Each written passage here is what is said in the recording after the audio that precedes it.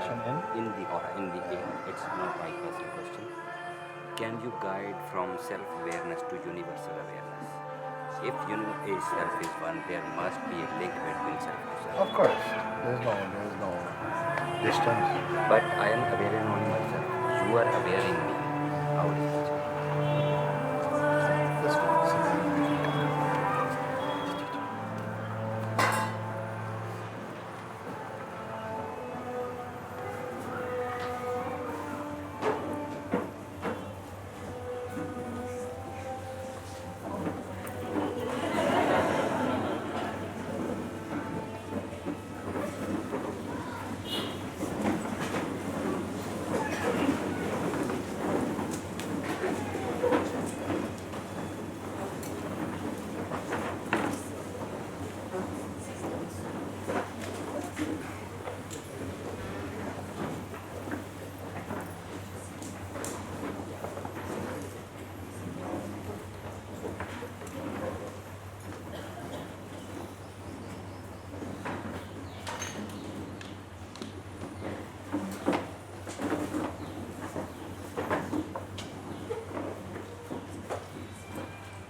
Thank you.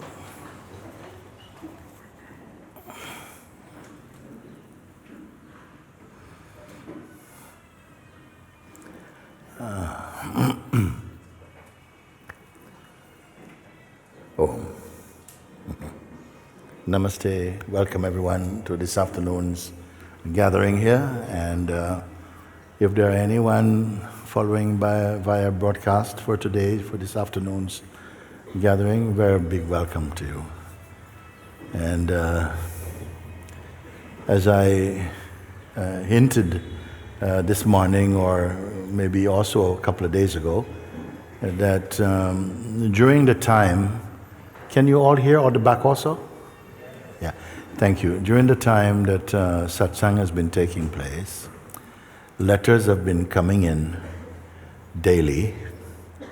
Sometimes someone may even feel touched by some point or something, and they are writing for clarification or whatever. But it felt in the moment, it's always been difficult for me in all the years of trying to be in the satsang here and addressing all the letters. We were not able to do it, and then this time, hardly I think I did it. So I felt, in fairness to those who are writing in, that I would take some time and look through some of them. I don't know how many I can get through today. So what I would ask of you is not to be putting your hands up to now. And so I can get through these. In spite of maybe you're able to relate to something that you may hear from the letters, but just try and see, I will see as much as I can to capture really the essence of what people are sharing, and not just the person only. So, and then my feeling is like this, that whatever problems, whatever difficulties or challenges come, there's a universal aspect of it. When looked at from the place of consciousness, it really concerns us all as consciousness. If you're looking only for a personal resolution for a personal situation, you probably will feel you're not able to relate to another thing. Why am I saying this? Because actually I've seen that you may have a question, someone may have another question, but if you listen carefully, I may answer your question through their question. It happens all the time. So please don't lock off. You say, oh no, he's talking about this now. I'm holding on to my question. If I'm holding on to my question, I'm also holding on to my person. There will come more and more time when these things, you will see how actually universal you are, and not so personal as we might imagine.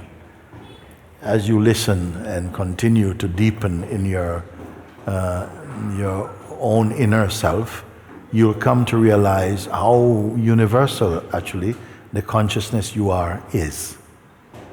So Today I asked, can I, because many letters came, and for the first time, because normally I don't like to look before, I just want to see them fresh. So I was thinking there are many letters, let me see which ones I couldn't be bothered with today, because we don't know how many. So I found myself saying, okay, keep this one, I keep this one, and all of them came. So I probably still won't be able to go through them. It just depends. When I'm out of juice, I'm out of juice, and we leave it like that. Perhaps we can pick them up at another time. And then, so I didn't really read them, because that takes also a lot of time. I kind of just had a feel and say, okay, we'll see. And then I asked Mahima to shuffle them up. So I don't know, some of them have got dates on them. I'll just start like that. I'll leave this one here and see. Okay, thank you. And let's see. Namaste, dear Master. I am really struggling being present with you in satsang at the moment. Also with invitation. I feel I try too hard. A sneeze wants to come. Also with the invitation, I feel I try too hard. Also maybe I don't have the same urge anymore, but I'm not going to accept that. The feeling is maybe I don't have that much urge anymore. If you don't have that urge to this self-discovery, if it's falling, it may be not so good a thing. But if you have been, like it's linked to this other statement, maybe I'm trying too hard. So maybe sometimes when people are trying too hard, then maybe something drops. And then you relax a little bit, and maybe the mind might come also and say, look, you're losing your drive. But maybe in such a state, maybe it is good to relax a little bit if you're trying too hard. You know? And there are people who try too hard. It's like you get up and you get dressed and you put on your roller skates and your helmet just to go to the shop next door.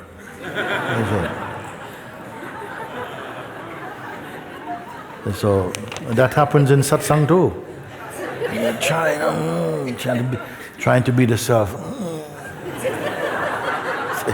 Relax a little bit, please. You're making me nervous. Okay, so let's go on. Something in me doesn't want to accept this truth, but I don't understand what it is. Also, I doubt about my real position. I sense it, but cannot say it is what I am 100%. Because my person is very violent and angry and so on, so it seems like a really big jump from that one to pure consciousness. I am tired of myself, yet I don't know how to accept the truth. Also, I get very angry with my partner when he approaches me with anything stupid, because I feel it is too small. And then I suffer this anger also for 2 days now. He is also watching your satsangs. Please pray for him as well.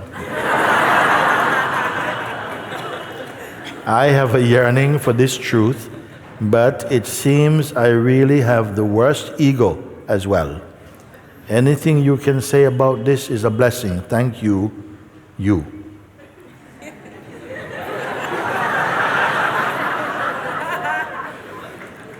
There's a picture with it, but I can't show that. If you sign it, thank you, you. Okay. Where we start now. So something in me doesn't want to accept the truth. This is a universal resistance. No? Something doesn't want to accept, if you, for this, puts all kind of excuses, and we know this also. Also, but I don't understand what it is. I don't understand what it is that doesn't want to accept the truth. Also, I doubt about my real position. I sense it, but I cannot say it is what I am 100%.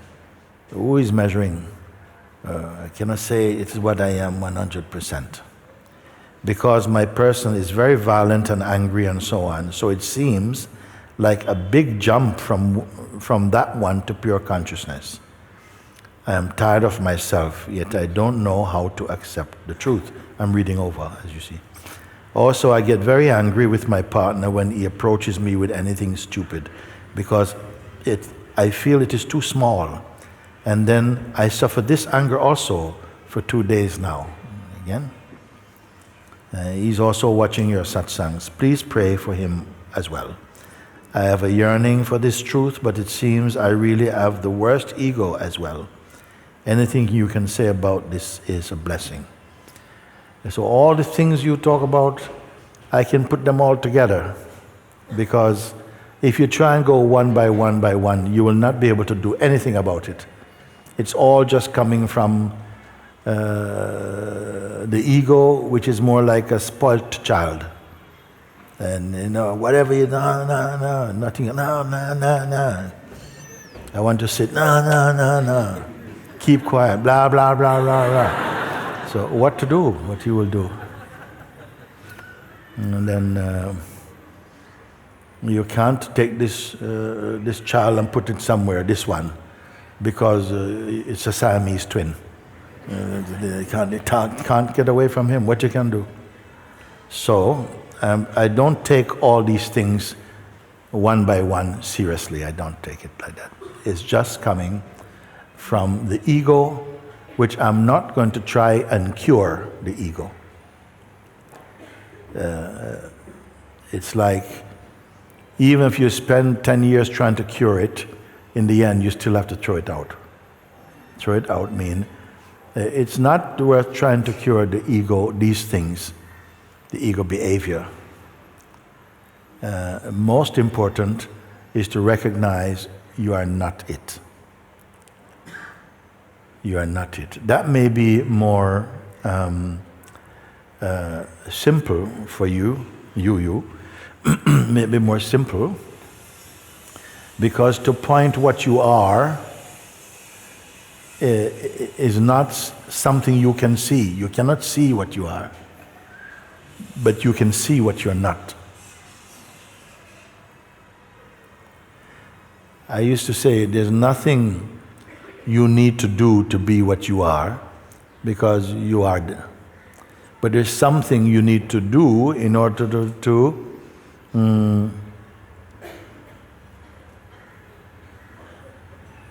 there's nothing you have to do to see what you are, but there's something you need to understand in order to stop being what you are not. You see? And you must begin to observe, because all these are sensations, they're feelings, they're thoughts, they're energies arising in you. And you being who? Well, actually you are the consciousness. Then why are they happening so strong? Because the consciousness has adopted personhood, and it is personhood that suffers in this way, not the consciousness, not the universal consciousness, but the person, the localized mode of consciousness that takes the form of a person. So these type of trouble, they are personal. Universal consciousness cannot have this trouble. You see? So why are these troubles coming also? You can say they produce an opportunity to aspire to go beyond them. If you're going to say anything good about it, is that it's just better I just get out of that state. I've got to get out. How to do? Well, first, by hearing, it is not what you are. Whatever you can see or experience, even what you might know, it cannot be what you are. Not if you're searching for ultimate reality of yourself. Everything is a cloud passing, everything. There's just been a habit to identify with these phenomena. They're coming and going.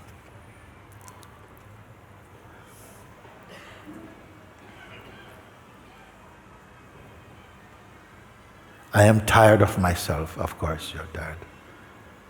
Not of your true self. You haven't found true self yet. You can never be tired of your true self. You can only be tired of carrying this donkey on your back. You can never be tired of your true self, because one, yourself is weightless. It is weightless. The ego is as heavy as carrying a donkey on your back, a fat donkey on your back. So you're going to get tired. Why to be carrying a donkey? That you'll get tired and then you want to give it up. I am tired of myself, yet I don't know how to accept the truth. When you see that you don't have to carry the donkey, you put him down, then you'll find that, whoa, the relief and the release, you automatically start to feel more like yourself. Then from there, it will just be a continuing of the natural refinement and natural knowing of yourself. You cannot do it. You cannot judge your real weight by carrying a donkey on your back. It is not true, you see? So, also I get very angry with my partner when he approaches me with anything stupid, because it feels it's too small. You'll probably get annoyed by many people. At a certain point, when you're getting fed up of yourself, you're getting fed up of the whole world. You cannot be even with yourself, meaning what? You cannot ever be feeling like that with in your natural state. It is only because we are somehow still invested, consciously or unconsciously or subconsciously, with the wrong idea of yourself. Now it's hurting. I don't know how old you are in this picture. You look like you could be in your mid-late 20s or 30s. So many years you're carrying this wrong identity, then at some point it's going to be too much. So you're coming to that stage where, no, I cannot carry on the way that I have been, believing myself to be this person which you've told me I am not. And then when you're angry with the people close to you, and then you also suffer that anger also. And now for 2 days you're in angry state. So for me, this one, Miss You, is approaching being a very good candidate for freedom. When you cannot bear yourself anymore, when you cannot stand yourself, in this case, meaning your ego identity. If something is feeling, no, I can't carry on like this. No? Then I feel it's a good opportunity that either you're going to wake up or you'll crack up. Something has got to go. And so you've written this letter, so I am with you on it already. Now we speak that he is also watching Satsang, the partner. Please pray for him also. I have a yearning for this truth, but it seems I really have the worst ego as well. Why, you want to have the best ego? Better you have the worst ego. When you have the worst ego, you have to give him up, no? You have if you have the best ego, you will continue sleeping. If you have the worst ego, you have to get away. You follow? So I'm happy to be even giving her good news about her suffering. That yes, it means that you are giving all the signs that you need to be free of what? Of a lot of contaminated concepts and beliefs about yourself. How? Again, by noticing that anything you feel, it doesn't matter how intimate. Sometimes these feelings can feel closer than intimacy. They feel like it's the air in your lungs. It feels like it's the blood flowing in your veins. It feels like you're totally contaminated. But it's still only conceptually created. Those energies, the consciousness somehow has chosen to experience like this for a while in order to come to a place where it's unbearable to associate with phenomenon, to associate with a phenomenal identity, and now it wishes to be free of it. It can't take it anymore. This is why I say you are a good candidate for freedom. Also, people in prison are good people for satsang. You got nothing much else doing. You have to give more your attention. You have time to focus on things. When we have too much of an exaggerated notion of choices and all of this, then we have too many things, too involved in the world. But she has got to such a point now, it's too much, saturated with the nonsense of being a person. I see even here, people sometimes are not ready to separate or to at least to leave the person or to see that the person is not real. Sometimes we don't want to see that. What you want is to, of course, we want to keep the good bits, the good things. And there are good things in the personal life. But that is coming from your higher state of consciousness. When the person goes, your good qualities will not go. Suppose you are trained as a ballerina or an artist, and what caused you to develop that? Your ego? No, consciousness wants to express all these things. You see? They do no harm. They probably bring much joy in the world also. So how would it mean that by waking up to the truth means you can no longer be an artist? That's not true. It's not true. You may find that if you were trying to be an artist for fame, then maybe you'll find that when you wake up you lose your interest in art because you don't want to be famous anymore. You don't care about fame. But if you are doing your work for joy, then why should it go? I hope you're reassured by this, because sometimes people feel that they have to give up everything, they have to become something else. No. The self is not else.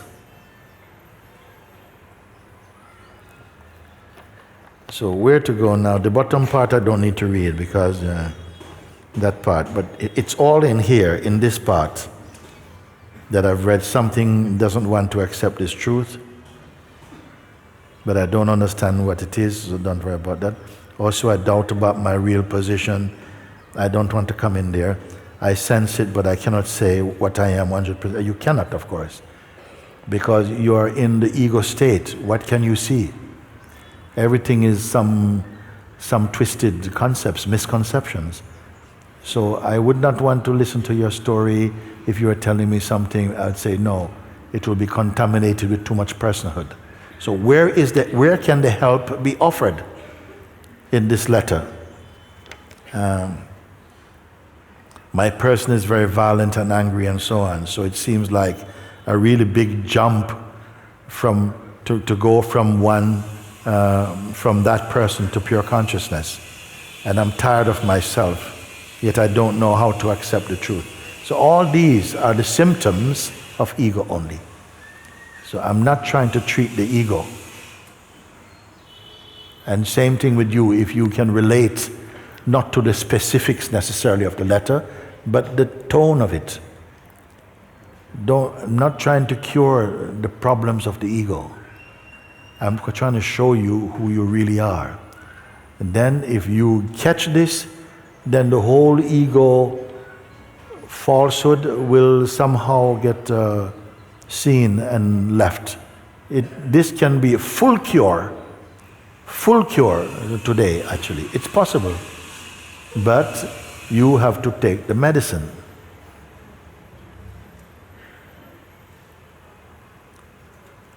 What is the medicine? Be aware of all these things, happening inside, and be aware also of the habit to identify with them. If you're not aware of this, identification take place with them, and then you will not be able to hear my words. because you're hearing the words inside the sickness itself. You see?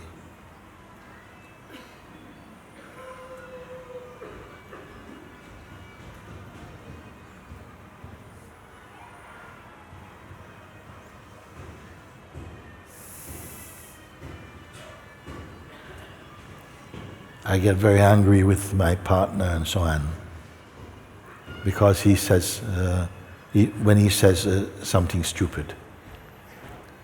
But what the ego is saying is stupid already. Your ego is thinking many stupid things. So you have to deal with your stupidness and other people's stupidness. So if I had to take you at your writing word and address you as though you are this person, I will need much more time than this, you know? And I'm not a psychotherapist, I'm not anybody like that. I'm seeing immediately what the problem is. Don't try to treat the problem of such, but to look, you are not the problem. The problem is that you are identifying with a personhood state, and you have the option to be free of identifying with that. It is the personhood state that is sick, not you. You must know the difference between the person and pure awareness self. You are more, not more, you're not more the awareness. You are totally the awareness, but unaware of your awareness. Now, you feel that by saying that, I don't know if Miss Yu can follow this. Will you follow it? You see, maybe thinking, oh, you know, the mind might say, but that's not helpful for me. Why don't you give me some awakening pill or something? I can't follow all this stuff. It's too much for me. So this I cannot help. Some of you have come here and, you know, had similar kind of intensity of this mind pulsation, but you listened and gradually come to see the correct position and who is making that noise outside there? Is the ego? So I feel that if you are really earnest, I've said enough and you can work with what I say. Again, what is it? You are capable of observing even the most intense, even in the body. Supposing you're having a panic attack. Anybody have panic attack before? Suppose inside, is it possible to observe with detachment a panic attack? Yes, it is. Thank you. When you're able to acknowledge or recognize that even such a thing, you don't have to identify with it. Of course, in the beginning, the reflex is to identify what's happening to me. I think I'm going to die. I'm having an heart attack. All of that amplifies the situation. Now, by being neutral, somehow you're in the neutrality of pure seeing. You can observe that. The mind might say, but if you only see and don't do anything, maybe you're going to die. And then something, oh yes, maybe, and then boom, you're in. What is the difference between that response that you're observing, but you realize that by observing without identifying, somehow there's a distance from that, and that's just functioning, that's just a play. It will soon pass. Lightning and thunder is not going to break the earth in half. It also goes. But it's not only that you're waiting for the situation to go, but more that you are just aware of your awareness. At the same time, you're aware of the pulsation of that, but it changes because your attention is rooted in awareness. This is the most powerful thing. That's one. We put this one here now. Okay.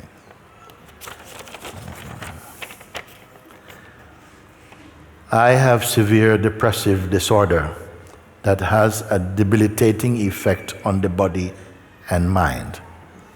It is difficult for me to meditate or inquire with the feelings and thoughts.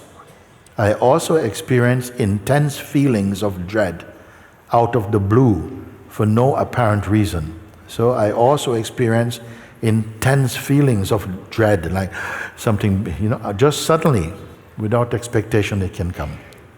I know intellectually this is the ego, but I've been told by the psychiatrist it's likely I won't be cured of this and that I'll have to cope with this illness for the rest of my life. What a horrible thing to be told. No psychiatrist, no doctor can tell you your sickness is going to be for the rest of your life.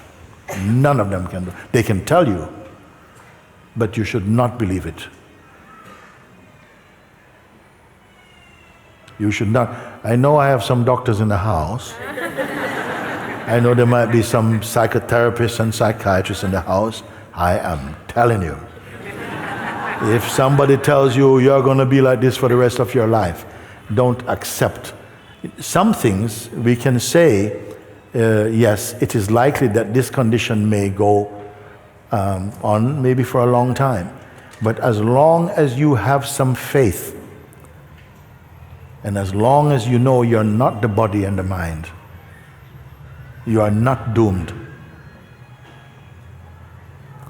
Sometimes you might be told, this you're going to have for the rest of your life, and it could turn out to be good also, in a way.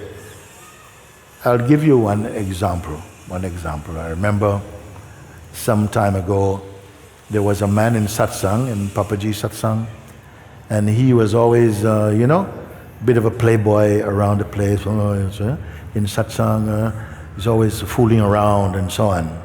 So one day he wrote to Papaji, actually put his hand up, and said that he wants to know, I want to know, Papaji, how I can win freedom as soon as possible.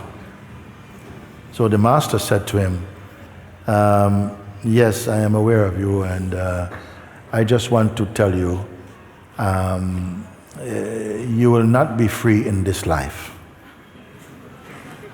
So you can continue with your monkey business. You will not be free in this life, maybe next life. Well, you may think, oh my God, how can Master say this? This is very hard. But Master knew what is happening, because this struck so hard that this man changed. He said, I'm not having that. I have to win freedom. And all the monkey business fell. Yes. No more monkey. He became monk. No monkey. And like this. So in this case, the reaction it created really intensified his urge and focused himself. No, I can't let this life, no, I cannot give up my life for these foolish things, my behavior. So change.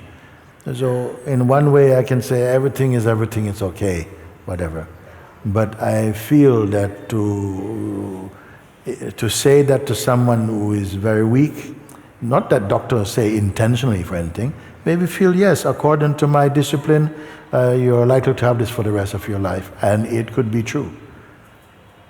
It could be true. But I don't like to feel like I cut off the oxygen for anybody. I say, actually, it can change. I don't want to break your faith. It can change. There's a lot can change because you have the power of consciousness. It can change. Then I give you back some power. Because if you tell somebody you're likely that you are going to die from this illness, I know that I'm getting into troublesome waters to talk like this. But some of them, they give up so quick already. So in the end, whatever, it's okay. From the highest situation, from the highest looking, it's all okay, I guess. So where are we now? I know intellectual. I also experience intense feelings of dread out of the blue with no apparent reason. I know intellectually this is the ego, but I've been told by the psychiatrist it's likely I won't be cured of this and that I'll have to cope with this illness for the rest of my life. You may ask, who is the one feeling? I know it's me feeling, not consciousness. but it's very intense and won't let go. You may ask, who is the one feeling, I know it's my feeling, not consciousness, but it's very intense and won't let go. Not sure if I understand that. I'm not sure you have any insight to offer this one. Or you may ask, you're saying, I may ask, who is the one feeling this? I know it's me feeling, not consciousness, I see. But it's very intense and won't let go.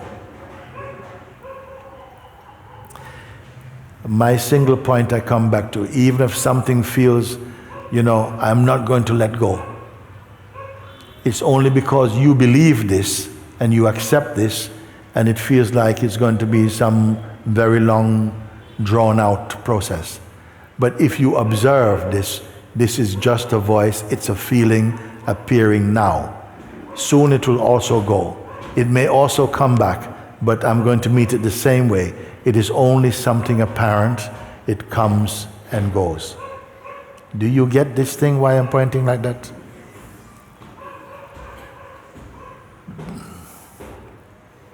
Identity, egoic identity, is the root of suffering. Personal identity, unquestioned, is the root of suffering. That ought to be good news for you, because it means you have an option. You don't have to be living only in the narrow world of personhood. You are much greater than that as consciousness. As body, this body is limited. As mind and person, it's limited. As consciousness, unlimited.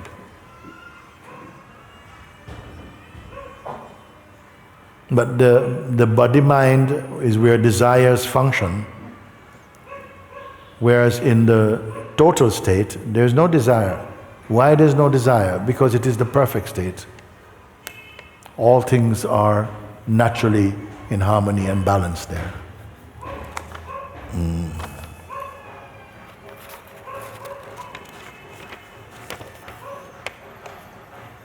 Namaste, Mooji.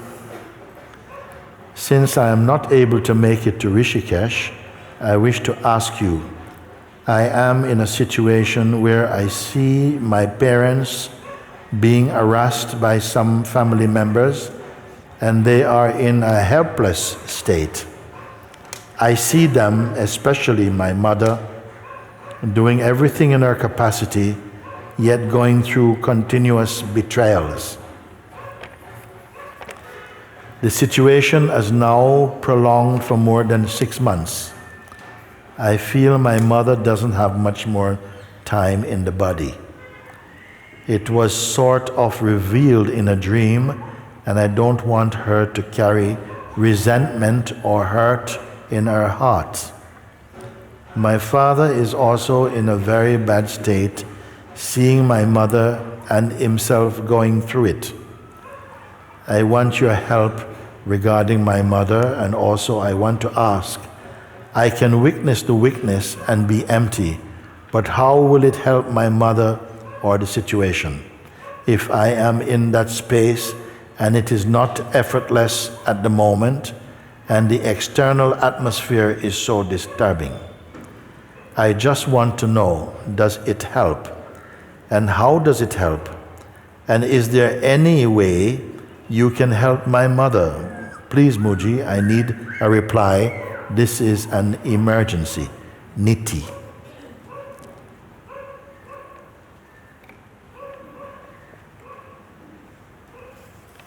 I want to point out something, because it seems like the personal circumstances of people is competing with the focus that seems to be more present here in this room, in Satsang.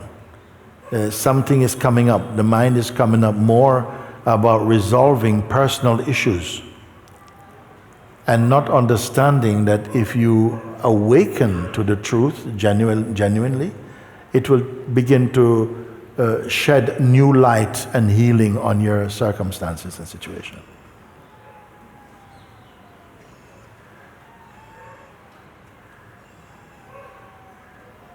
We feel, let me take care of these problems first, or something. Or the problem environment and atmosphere is coming up strongly when you are watching you're watching Satsang online, Rishikesh, and these things are coming up more and more. So I can't give my proper attention to Satsang in Rishikesh because these things are coming up. I wonder sometimes if these things are coming up because from the mind is coming strong resistance to really listening to the master key, to receiving the master key, not for just this problem, but for all problems.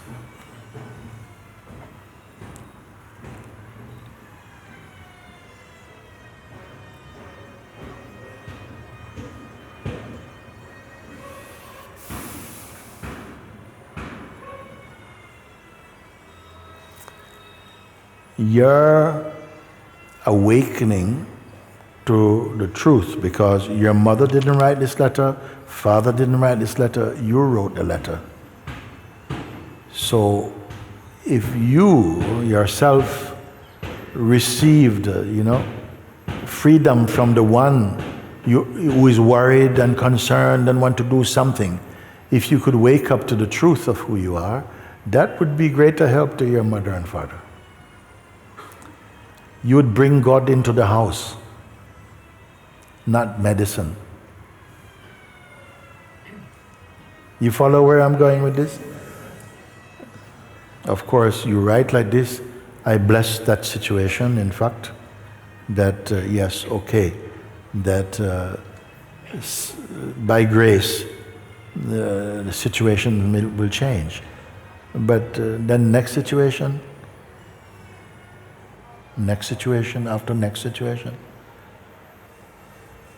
When you have woken up, situations come and go, they're not anything to feel like it stops you or something. And I want your help regarding my mother. I also want to ask, I can witness the weakness and be empty. Really? But how will it help my mother or the situation if I am in that space and it is not effortless at the moment and the external atmosphere is so disturbing? I just want to know, how does it help? You put a condition on your seeing. I'm looking and I can see, and I come to a place of easiness and stillness. But how does that help my mother? How does it help my mother?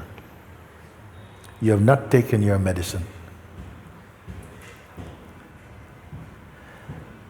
You could also use this situation to deepen more, make it more urgent for your seeing. Also. Some of you might say, but still, would it not be better to correct the situation for the family? And then they can return to their satsang. If you remember the story of Bhagavad Gita, now two armies are facing each other for battle. They are probably only, 3/4 of a kilometer away from each other. Krishna and Arjuna is on one side at the head of one army, and the other army is waiting there, over there, they're ready, all saddled up. Can you imagine so much adrenaline, so much testosterone on that field? The horses, and they're waiting for the trumpet to, get into the biggest, nastiest affair of killing each other and whatever. And right there, at the most tense moment you can imagine, Krishna is having satsang with Arjuna. Right there, at the height of the most stressful, we don't know what the outcome. Krishna did not say to Arjuna, Arjuna, there are some things I want to tell you about existence. And if we survive this battle, I take you for a holiday in Goa. We drink some coconut and things. and I can tell you the wonderful thing about what you are and existence. No, right on the battlefield there. Right on the battlefield. People are waiting for fight. It's having satsang. What is the point? That right in the midst of what may appear to be your crisis, your satsang should take place there. Not when everything is nice and peaceful and you, now I can have satsang and chai. No. In the most pulsating and challenging circumstances, your satsang is activated, present, you see. And it will guide everything, in fact. And the quintessence of Bhagavad Gita is what? He say, that which exists can never not exist. That which does not exist can never exist. That which is cannot be killed, cannot be burnt, cannot be drowned. It is the eternal spirit. You are this. But because Arjuna did not grasp that, and Krishna had to speak more, the soldiers had to wait longer, and the world received Bhagavad Gita. Bhagavad Gita could be one page if we understood. This is, what is this? This is A4, not even. Bhagavad Gita could be this big. One page it could be, if you grasp it. But because we didn't grasp it, we have big book now. And then everybody go, thank you, Lord Krishna, for Bhagavad Gita. And it's said, I've heard it said, some of you can maybe verify that even after Bhagavad Gita, Arjuna did not fully get it.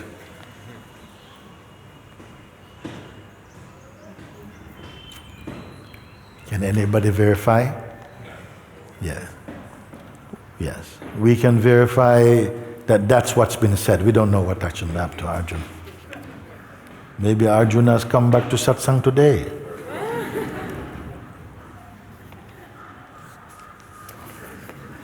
No disrespect. This one is a little bit long.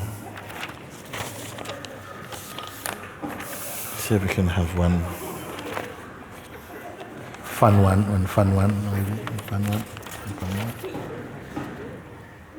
Namaste, Moojibaba.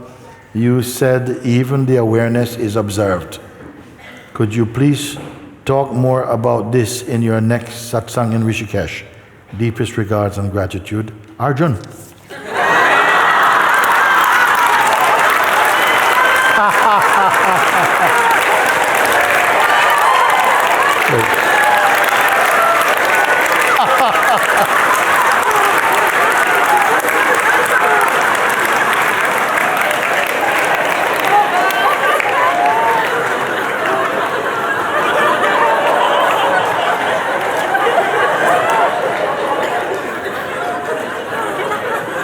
This is consciousness dancing.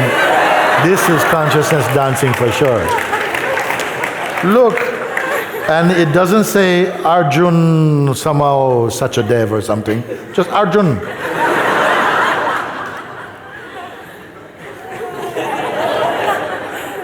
P.S.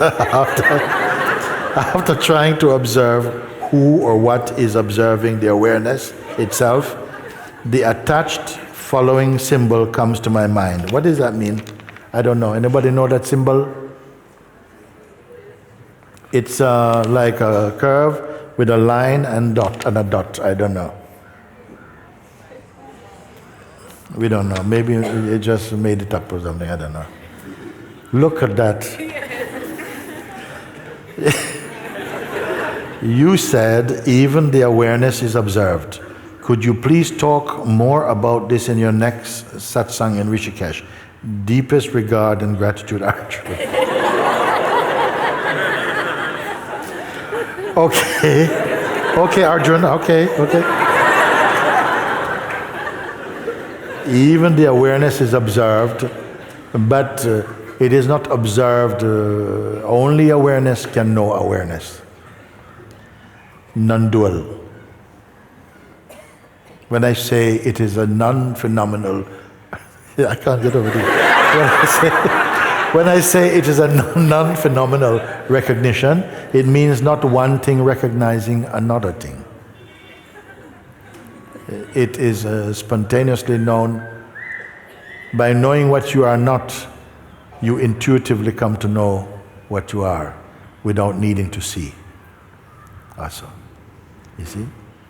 So it's good to correct this. You said even the awareness is observed.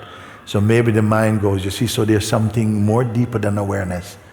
Is there two awarenesses? That one awareness is aware of the other awareness? No. They are self-aware.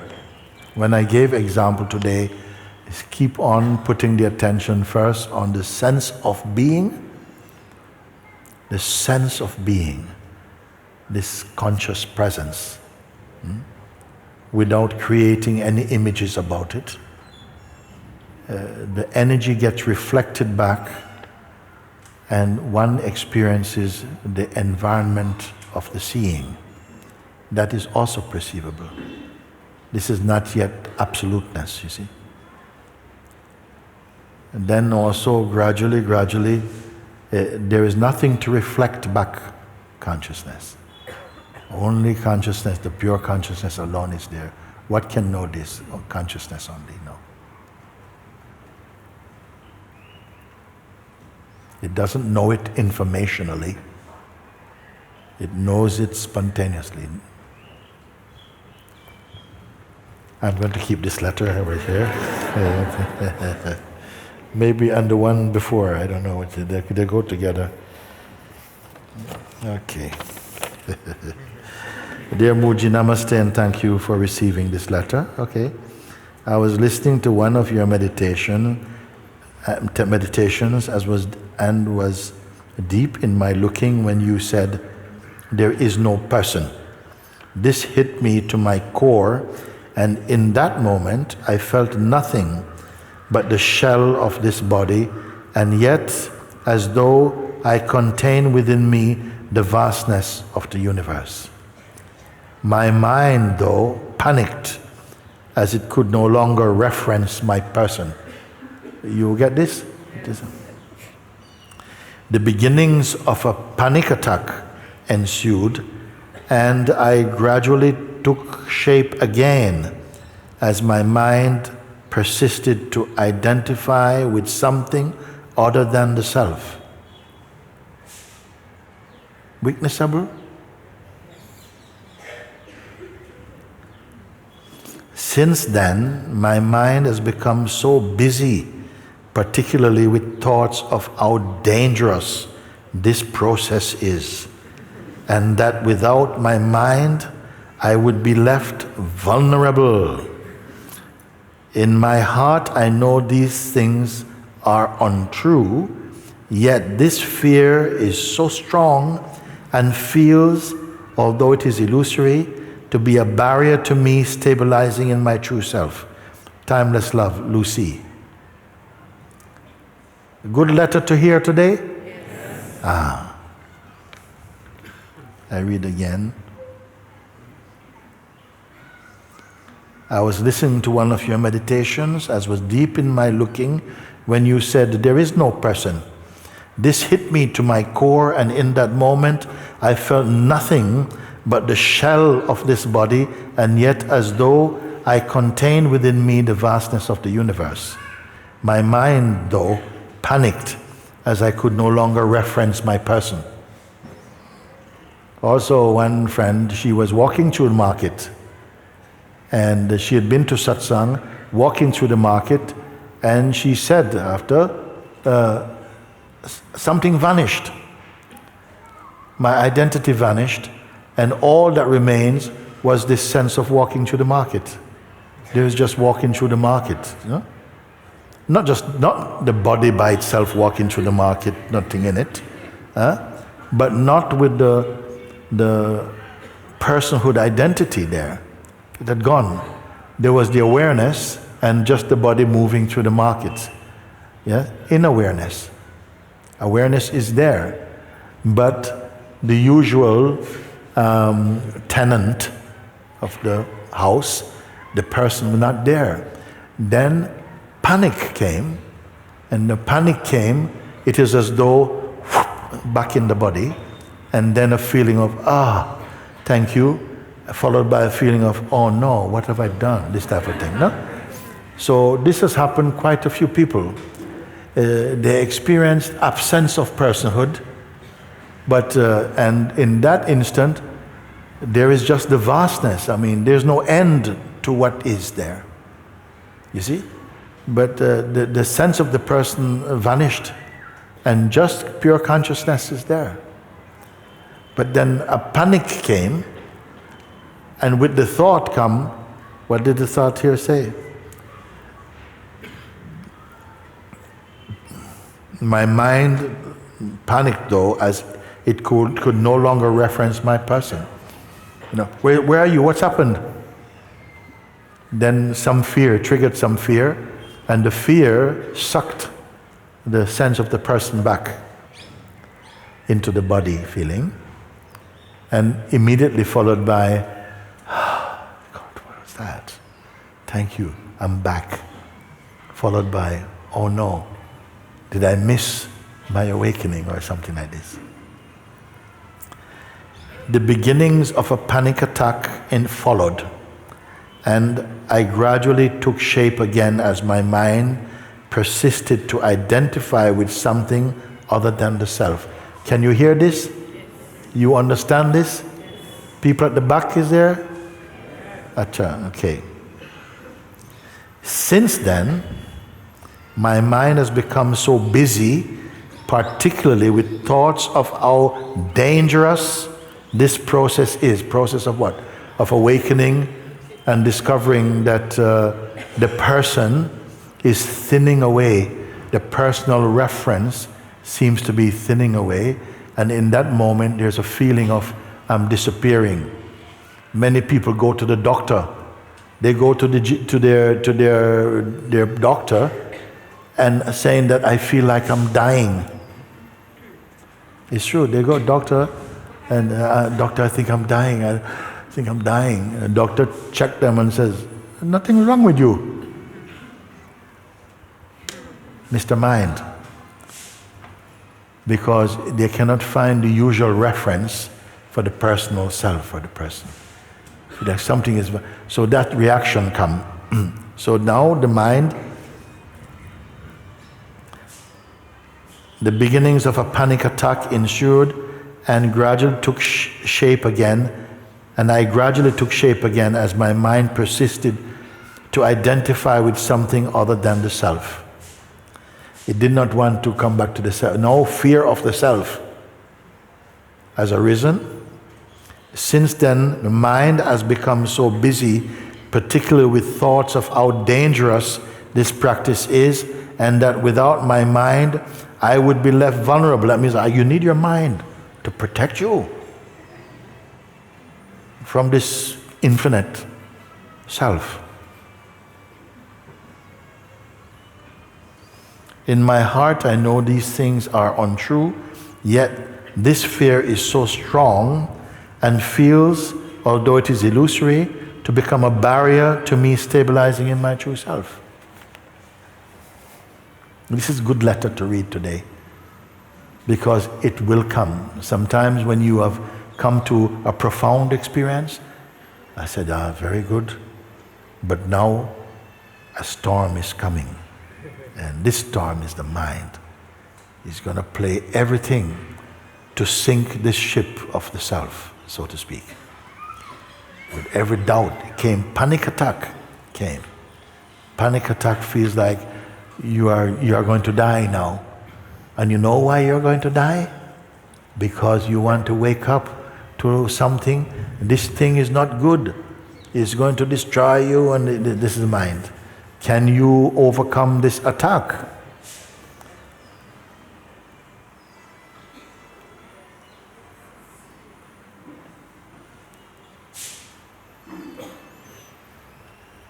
I know some people can't bear this kind of talk, Because the mind, you mean my mind, my person, is going to be exchanged? Ooh, that's very expensive thing. My person came here to get the self. I didn't come here to be replaced by the self. And fear will come. Fear will come. That's why I say, I don't expect so many of you to be here. Because fear will attack you more than many people in the world. Because what? There isn't enough space in heaven? No, not that. No. It's just, maybe I can say, maybe it is so high, the realization of the self.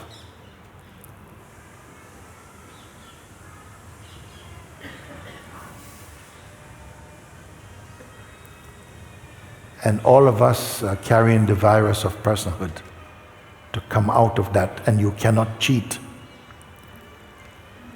You will walk through the valley of the shadow of death. But as David said, I will fear no evil, knowing you are with me. You are what? The Supreme Self.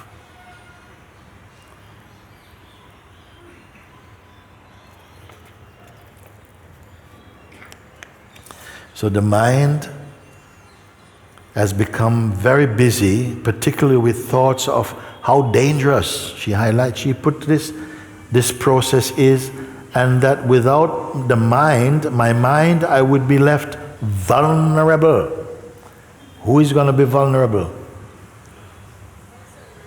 The self-image, the self-portrait, the idea you have of yourself, the ego is going to feel vulnerable. Oh, we can't have that, we must protect. And so you go back to sleep.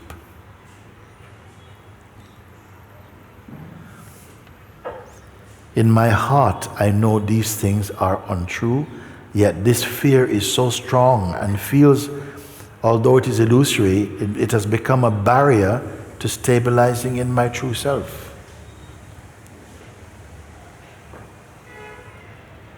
It can begin to feel, the simplicity of what I'm pointing feel like you have taken on the worst risk you could take, and now what's happening to you now? You've brought great fear into your life. You feel vulnerable. Oh, what has happened?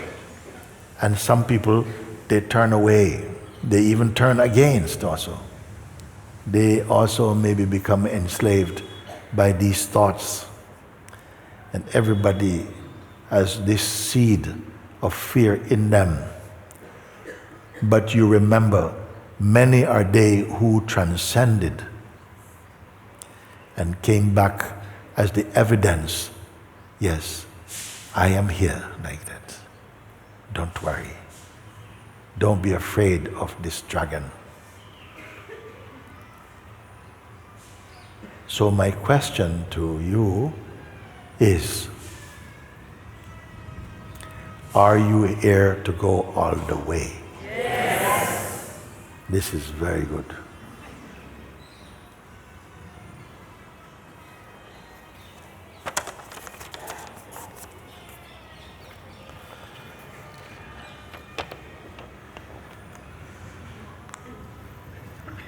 Okay, this is one. Identity seems thinning out. There is more wisdom and discernment in me. I know I cannot control anything. Also, many times these days, there is no me doing things, and things get better done than before. And I'm more or less relaxed and at peace within myself. Whatever happened, or is happening, or will happen, is what is supposed to happen, so no regrets. Grace and self-created suffering both helped to see that suffering was self-made as well as given divinely, and was necessary to debond me, meaning to free me. My husband, who is a pure heart patient and is on daily dialysis, was my biggest attachment and suffering in my life. Made me physically so sick that I got a cancer, but grace has been always with me. I am better in health than ever before. I still cry sometimes, but now from a place of gratitude and not from desire and helplessness like before. Now there is still extreme sadness and an anguish in my heart, but along with it, a lot of uncaused joy and lightness. Sadness does not dissolve even though sadness does not dissolve even through inquiry, but it is okay to be sad. I am ever grateful to you for changing me beyond recognition from my old self. Love you, Saroj Joel, New Delhi. So sometimes we have to go through this fire where things, there's good and bad, strong contrasts are happening, but there's a silence within your heart, something that makes you know that everything is fine. You are not responsible for holding this universe together, for who will come or who will go. And something inside is expanding beyond size into this understanding.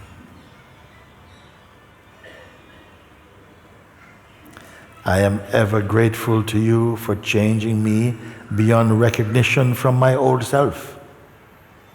Where is this old self? It is not anymore a reference for what I am.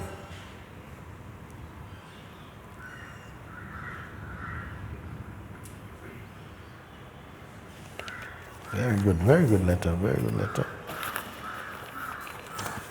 Oh my gosh.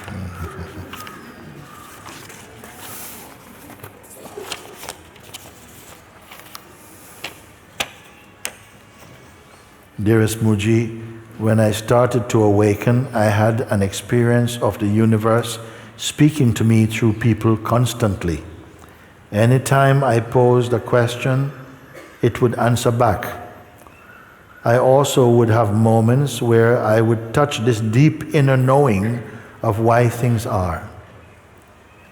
Having experienced the deep inner knowing, it is hard to grasp that I am no thing because I have seen that I am everything.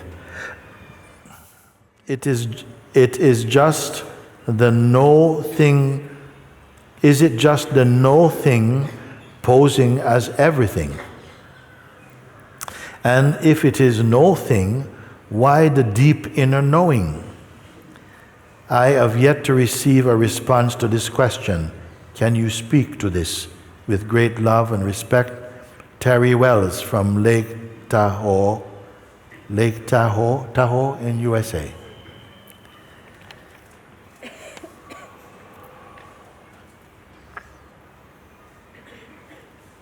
When I started to awaken, are we all okay? You are okay? Yes. You need a break? No. When I started to awaken, I had an experience of the universe speaking to me through people constantly. Anytime I posed a question, it would answer back. I also would have moments where I would touch this deep inner knowing of why things are, of why things were. Having experienced the deep inner knowing, it is hard to grasp that I am nothing because I've seen that I am everything. Now, is it just the no thing posing as everything? Yes. While we have a somethingness about us, we are attracted to other things and everything. In our cultures, we are expected, particularly in Western culture and so on, that you are to become, even in Indian culture also, you are to become the best something you can be, not the best nothing you can be. Your parents generally won't accept. So it says, having experienced the deep inner knowing, it is hard to grasp that I am nothing because I've seen that I am everything. Is it just the no thing posing as everything? I'd rather say that out of the no thing comes the apparent everything. And everything, even everything, has the no thing inside it. We don't have to know that right now. It will get confirmed. If you don't chase this, and I would say don't worry about that, at the right time it will reveal itself in you. Right now we maybe don't need to know that unless it is spontaneously arising for you. Okay. Is it just the no thing posing as everything? And if it is no thing, why the deep inner knowing? The deep inner knowing is not about something. The deep inner knowing is not an informational knowing. The deep inner knowing is the infinite self. That's why it's knowingness and not knowledge. It's an intuition, it's a sense. It's a knowing that you cannot write about, you cannot make a thesis about it. It's the self knowing itself beyond information. So, is it just the no thing posing as everything? And if it is no thing, why the deep inner knowing? I have yet to receive a response to this question. Can you speak to this? If it is no thing, why the deep inner knowing? The deep inner knowing you mentioned before, and I was also wanting to stop there, but I read on. It started again. When I started to awaken, I had an experience of the universe speaking to me through people constantly. Okay. This is fine, that sometimes you're thinking about something, somebody speaks and refers to it, and that's it. They may not think that they're saying something important, but your hungry consciousness accepted, yes, thank you, this is what I was waiting for. Anytime I posed a question, it would answer back. Sometimes we exaggerate about that a little bit, okay? I also would have moments where I would touch this deep inner knowing of why things were. Why things were? I'm going to leave that hanging for now. Why things were? Maybe more what things are in their substance. Because why they were, why things were, is in a sense to affirm that they are as things. But what is their essence would be a more truer revelation. That they are appearances arising out of the no thing. Just like you lie on your back on a beautiful summer's day, looking at the sky, empty blue sky, and somehow you see a little movement, and suddenly it starts to shape itself into a cloud. Where it come from? From nothing it come. It appears for a while, and then it vanishes into nothing. A little metaphor. Everything arising out. Where do thoughts come from? Before there were thoughts, what were they? Emptiness. They come, and they again vanish. Or if we cling to them, something puts save and they go into memory. But they've also passed. But you said, I want to hold on to them longer. They're there, they come back again. Where things are coming from? Where's your hair coming from? You cut your hair and then it start to come. Where it come from? If we open your head, will we see a bunch of hair inside there? No, where it come? Out of nothing. You look at the tree and where are the things coming from? Out of nowhere they are coming. Everything coming like that in the universe.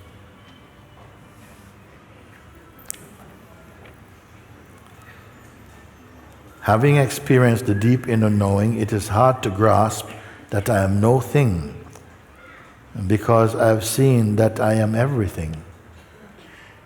Yes. Is it just the no thing posing as everything, appearing as through the everythingness? Yes. And the everything is constantly changing. It cannot hold its shape. The everythingness is constantly in flux, changing, coming, and everything. It comes, it grows, a tree grows, it gets cut down, it again, it gets put into the shape of furnitures, they get old, they decay, they go back to nothing. Everything is like this. But what you are, it appears like it's no thing. It's no thing, but it's not the no thing of the mind. It is the no thingness out of which everythingness appear and is supported. Everything, the life force, all the forms, all the names, the play, the emotions, everything is coming out of him. So I hope this answers your question, Terry Wells. If it is no thing, why the deep inner knowing? What does the deep inner knowing contain? What does deep inner knowing contain? Is a library? What is the deep inner knowing? I can ask you this question also. This deep inner knowing is what? Information? No. Very good. Good questions. Good question to beloved Mooji. My soulmate, partner, sweetheart, best friend passed away 1 month ago. His name was Peter. I call him Pete. The most kind, beautiful, talented man I have ever known. An artist through and through. My grief is huge. Tears always close to the surface. It's hard to want to do anything, even to do the things we have to do in life. I am so grateful for my life, Mooji, and the many people who loved me and whom I love. However, all I want to do right now is fly away to somewhere where I will not feel this pain. Where is this place?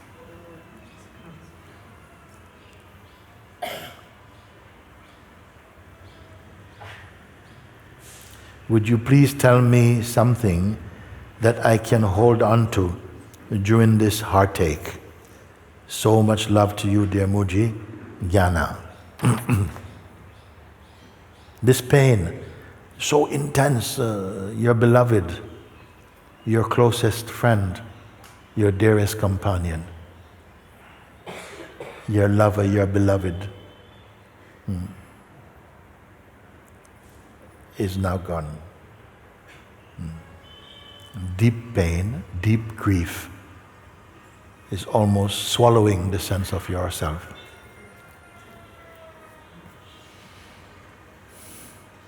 It is hard to want to do anything, even to do the things we have to do in life. I am so grateful for my life, Mooji, and the many people who love me and whom I love. However, all I want to do right now is fly away to somewhere where I will not feel this pain. Where is this place? Feel the pain. It is important, feel the pain also.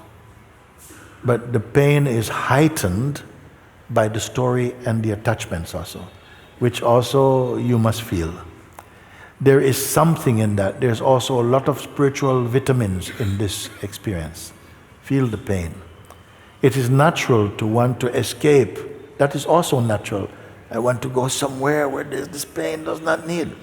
This is the first yearning sometime, to find the self.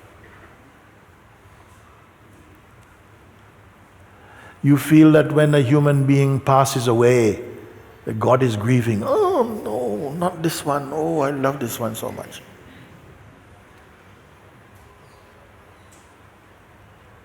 Maybe even those you have loved who have gone on before, when you drop your body, oh no, not Patricia. No, they are very happy to welcome you at a certain state of consciousness. They are there also.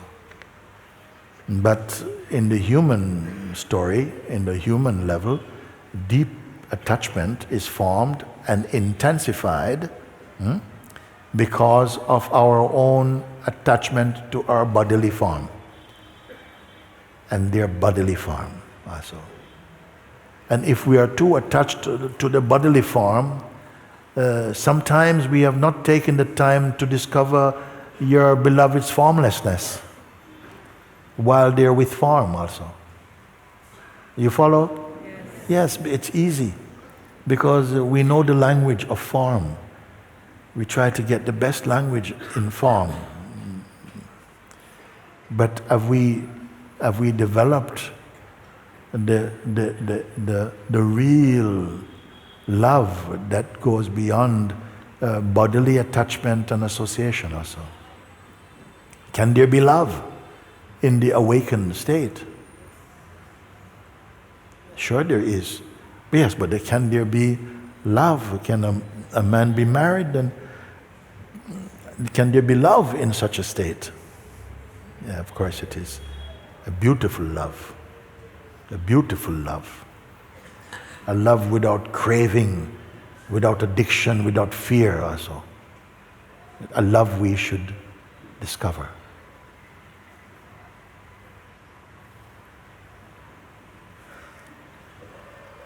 Why you see Krishna associate Radha? Why Ram and Sita? You think Ram was perfect, and then Sita, oh no, I got to deal with Sita. And Sita, oh, it was all going well until we have to, all our problems is coming up in our relationship. They must be a symbol of a transcendental love, even while the body is there. Relationship love also is useful on many levels.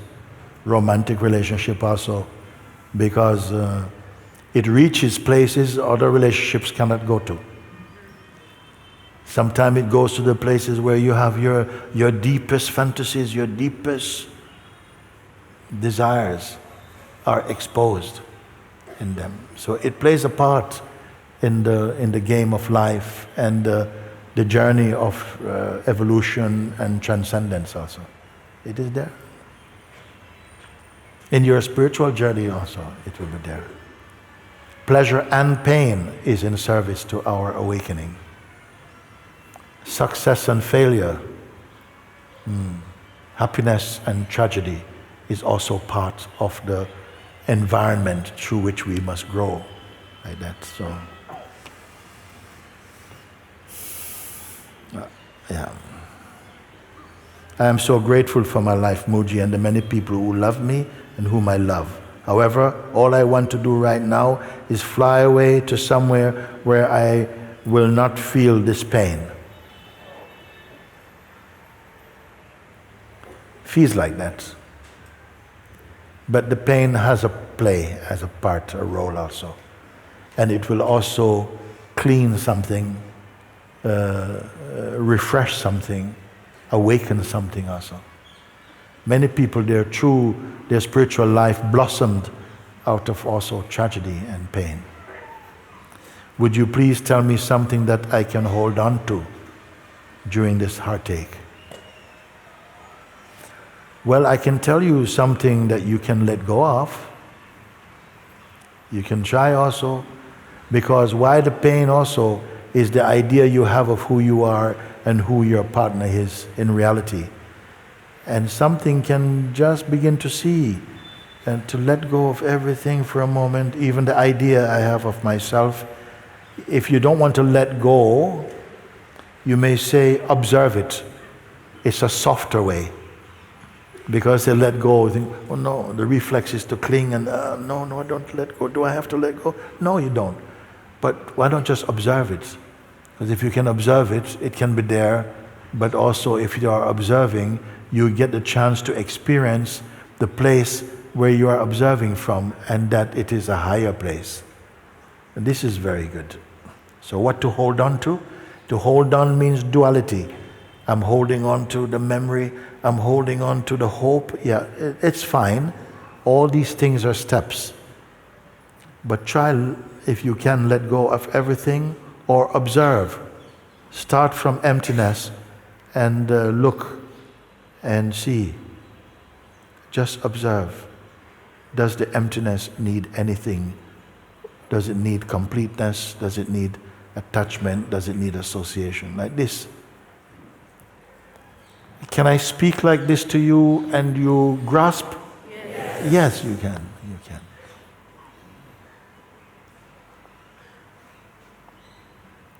It's not, I'm saying, don't care about life, but more don't mind. Things come and you feel them, and you can get the chance to see your emotional connections and attachments. And then you can see what is it that's attached to what. And from the seeing place, recognize from the seeing place, the seeing is not attached to anything. Space is not attached to anything that is established in space. It's like you make a house and you have designate some spaces as bedroom, kitchen, bathroom, such things. And you say, this is the bedroom, this is kitchen, this is the dining room, this is the lounge, this is so and so. But the space in there doesn't know it is bedroom space. It doesn't say, oh, I'm a kitchen space. I cannot go and take a lump of kitchen space and say, I just want to transfer it to the bedroom, take a lump of bedroom space to, it's just space. The self is beyond the subtlety of even the elemental space. I hope that by speaking like this, you don't have to kind of put something in your head. You can actually relate through formlessness. You can see perfectly, all this is arising in the space of pure awareness itself.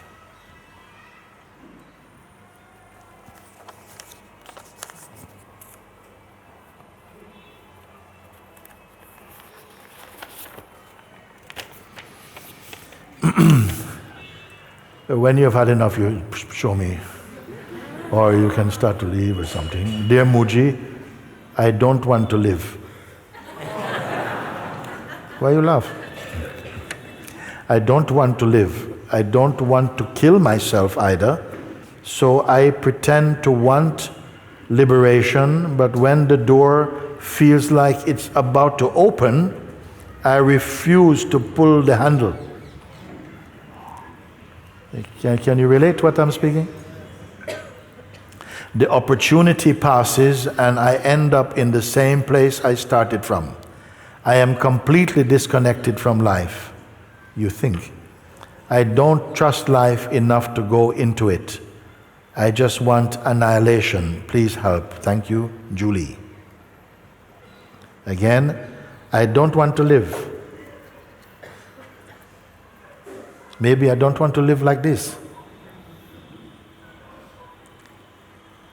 I don't want to kill myself either, so I pretend I want liberation, but when the door feels like it's about to open, I refuse to pull the handle. Is this what you are or what you are noticing? You see, maybe just you're experiencing some feeling and then some images, some imagination, some way that you are feeling, yes, I don't want, I'm so tired of this, and the mind is interpreting in this way. I don't want to live. I don't want to know anybody. I don't want any friends. I don't want to go to any party. I'm just tired of everything. And then I feel like I even pretend I want liberation. To whom do you have to pretend you want liberation? But when the door feels like it's about to open, I pretend to want liberation. If you only pretend to want liberation, then no door will open to you. You must know you're pretending, and pretending is not going to work. So your mind is pretending now a door is opening, but when the door feels like it's about to open, I refuse to pull the handle. I don't want. I go towards it, but if it feels like it's opening, no, something. Who is doing that? Who is doing all of that? The opportunity passes, and I end up in the same place I started from. I am completely disconnected from life. What about if you were disconnected from ego?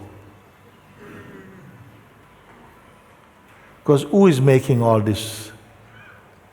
What is playing all this role of not interested in anything, don't want to live, I don't want to kill myself, Father, but I pretend I want liberation. But when the door of liberation is opening, it feels like it's opening, I refuse to touch the handle.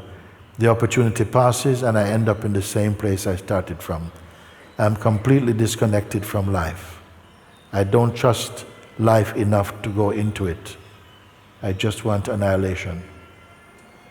But when annihilation comes also, I know I don't want it also. This is all the ego's game. Our minds can play like that. Something started to play in some way with some negative association, and it also, a negative association also grow.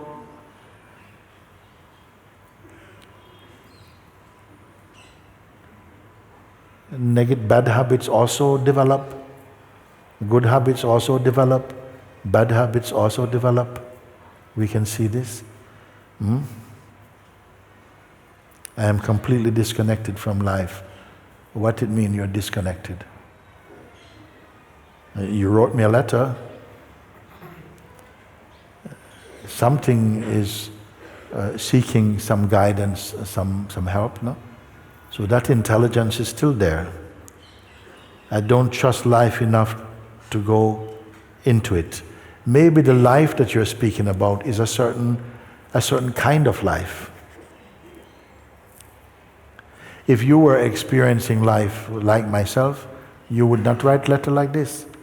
I'm also experiencing life. Many people are experiencing life, very grateful for the experience. And even thankful for the body, thankful for the senses, thankful for health.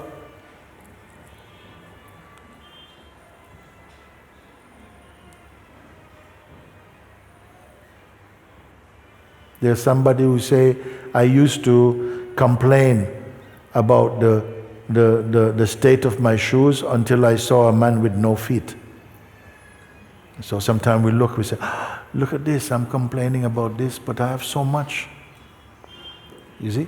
So something has happened here. I don't trust life enough to go into it. But the one who is speaking all these things, is this one trustworthy?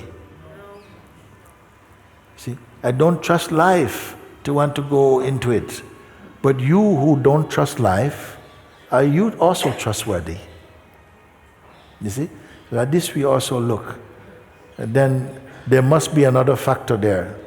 Something that sees all of this, and you're indicating actually, you're hinting that such a power is in you, that you are aware that all of these things, but you're not aware that you are aware of them.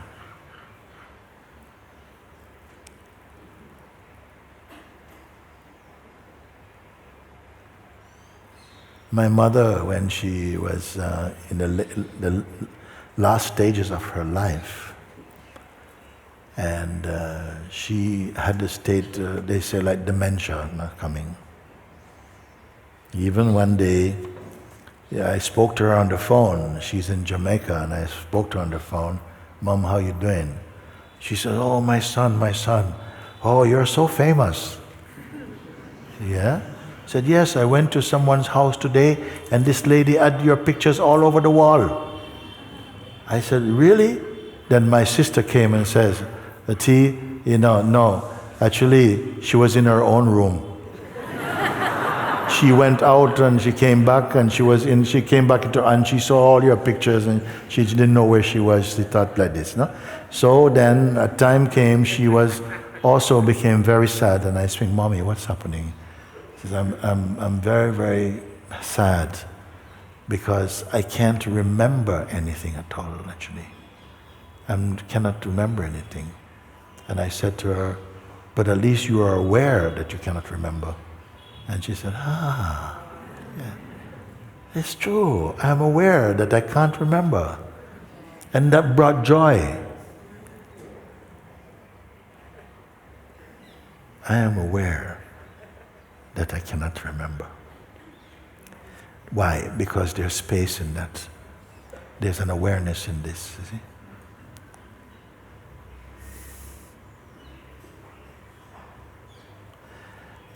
You need to become aware of your awareness and not of the mind which is painting all these bad pictures.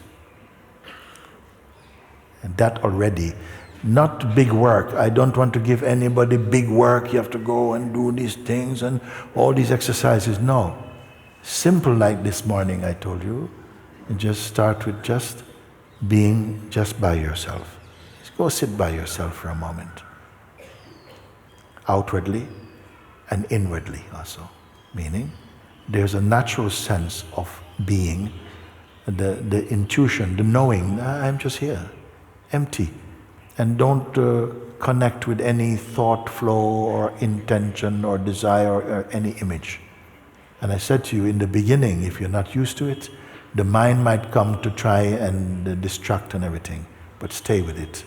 And gradually, you'll become less aware of the things that are going and become aware of the place you're watching from. When you start to become, these are the early stages of natural self-awareness. When you become fully aware of yourself, there is no story there, there is no history, it's not about that. It's like,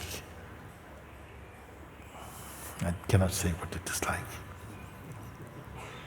It's not like anything. It's like itself.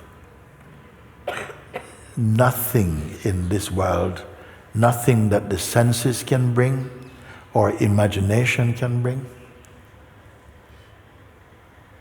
can compare to this. And just awakening to this, all your seeming problems begin to float away. They're not real. And the one who has been suffering them also is flying away. Stay with it.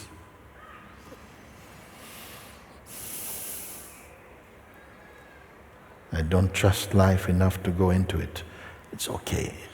If that life is the one painted in your mind, don't go into anything. I just want annihilation. I just want to end. So the letter could be read in two ways, from a very mental, personal way, and maybe from a higher state of consciousness. I want to be free from my mind. I want to be free from the mind identity. When you are, this letter will not, you will look at this letter, you don't know who wrote it.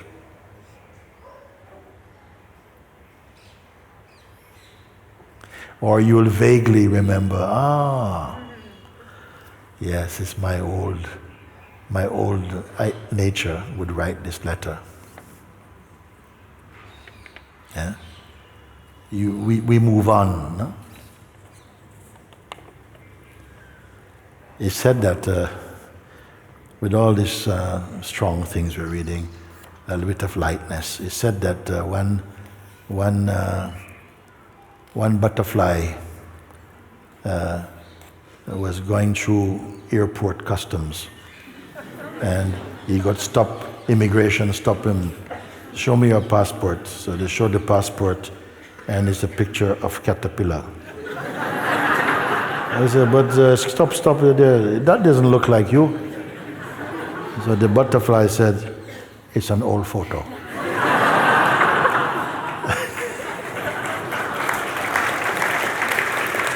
Oh God. This is how I amuse myself sometimes. Okay. Dear Mooji, mind is being observed, emotions are being observed, person, ego, past, and longings are being observed.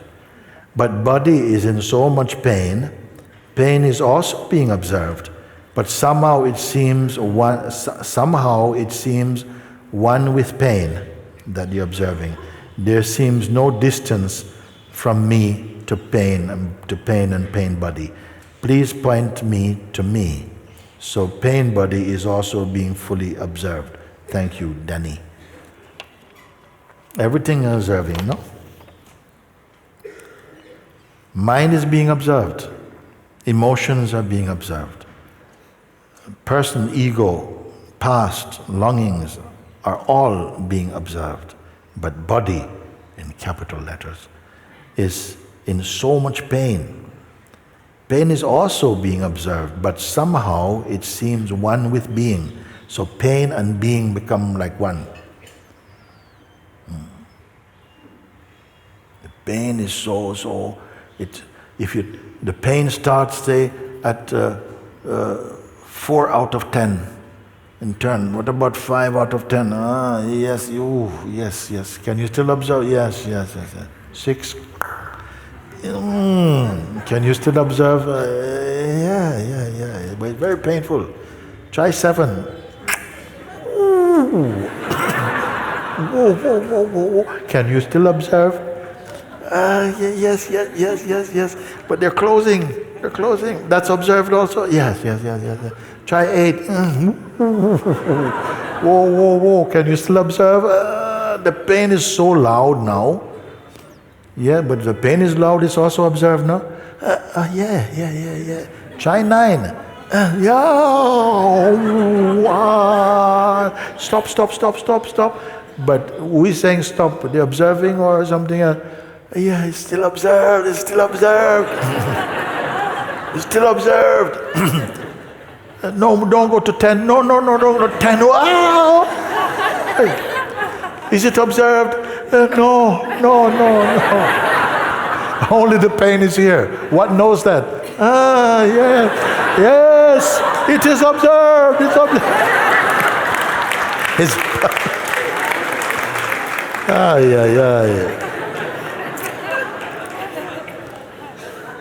Or maybe it's like from 9 and 10.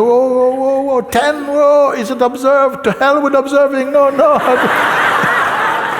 Doctor. What is that? Is it like this? You don't know. Has it been up to that place? Physical pain can be like this. Emotional pain can be just as strong. At what point will the pain cancel the awareness of pain? Are they one? They can be one? Well, maybe seem like the pain fills so much the space that there seem to be no gap. Can the pain be the same size as the awareness? Are we being theoretical here?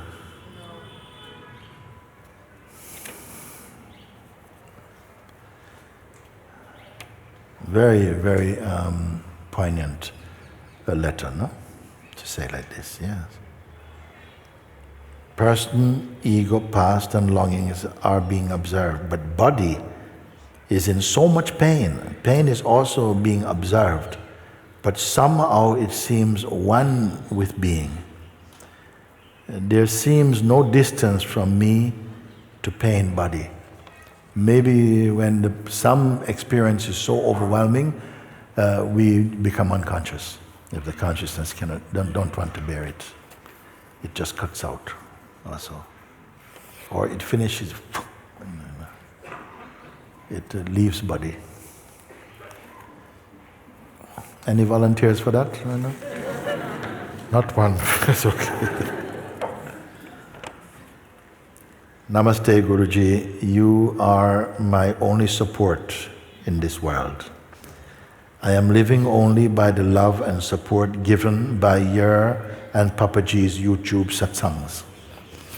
I feel totally incompatible with world and family at this phase. Conditioning becomes unbearable. They create confusions and fear in my mind. They don't even allow me to come to see and hear your satsangs. Yesterday, my brother has beaten me so badly and injured my arm when I make decision to go to Rishikesh. Please, Father, help me. Totally out of moves. I don't want to stay in the dark cloud of negative energies.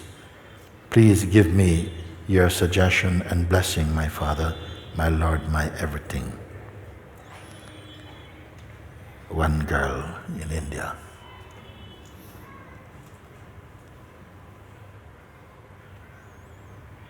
Why? She doesn't want to elope and go somewhere. She's not looking to work in some nightclub.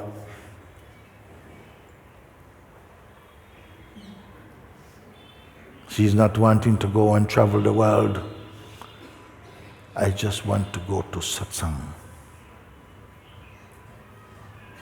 Why you would beat her?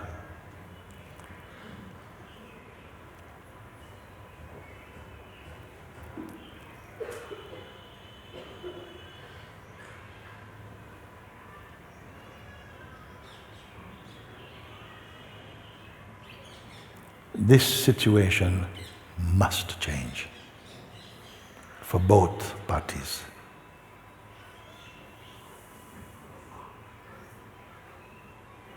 By the power of God, if my life means anything at all.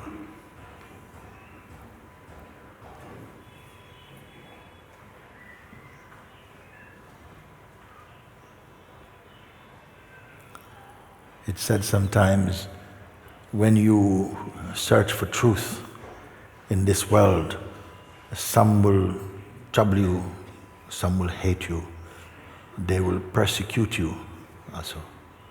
Who? Are these merely people, or are they forces working in people for darkness? Who hurts someone who is in search of truth? From your own family, who would do such thing?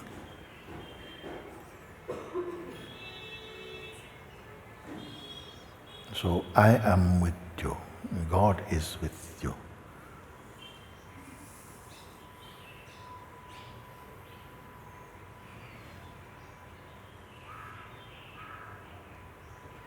And they will not be able to hide.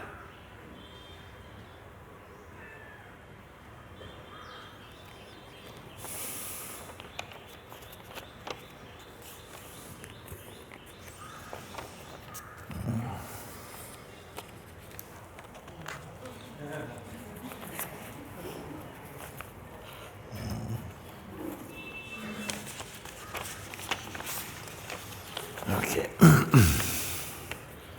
So be it.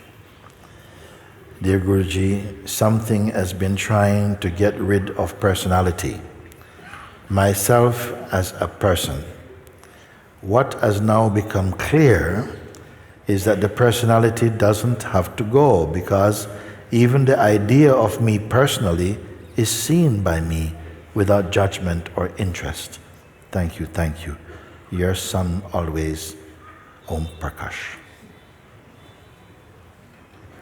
Yes.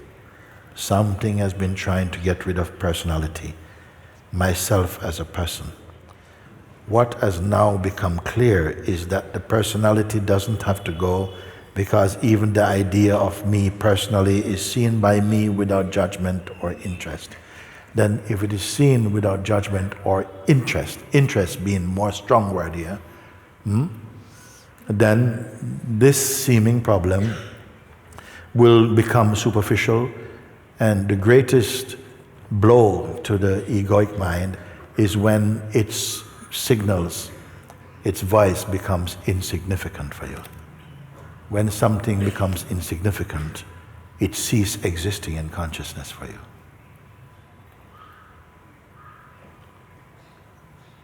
So that is not an episode that's going to go on for much longer. If you have come to that seeing, no? First, trying to get rid of personality. Who is trying to get rid of personality? The one who is linked with personality is trying to get rid of personality. And that one also, who is one to get rid of personality, also shares personality and the sense of being. But it is not a reliable or a stable state. When this is seen, then you put what has now become clear is that personality does not have to go, because even the idea of me personally is seen by me without judgment or interest. If there's no interest, it won't be too long seen by you. You will not notice. You don't have to transcend something that has no meaning for you. It's true or not? If you have no interest in a thing, why you have to transcend it? It doesn't exist, effectively. It's only those things that you have strong interest and attachment, they cause you trouble. And now you have to try and get over it. Good.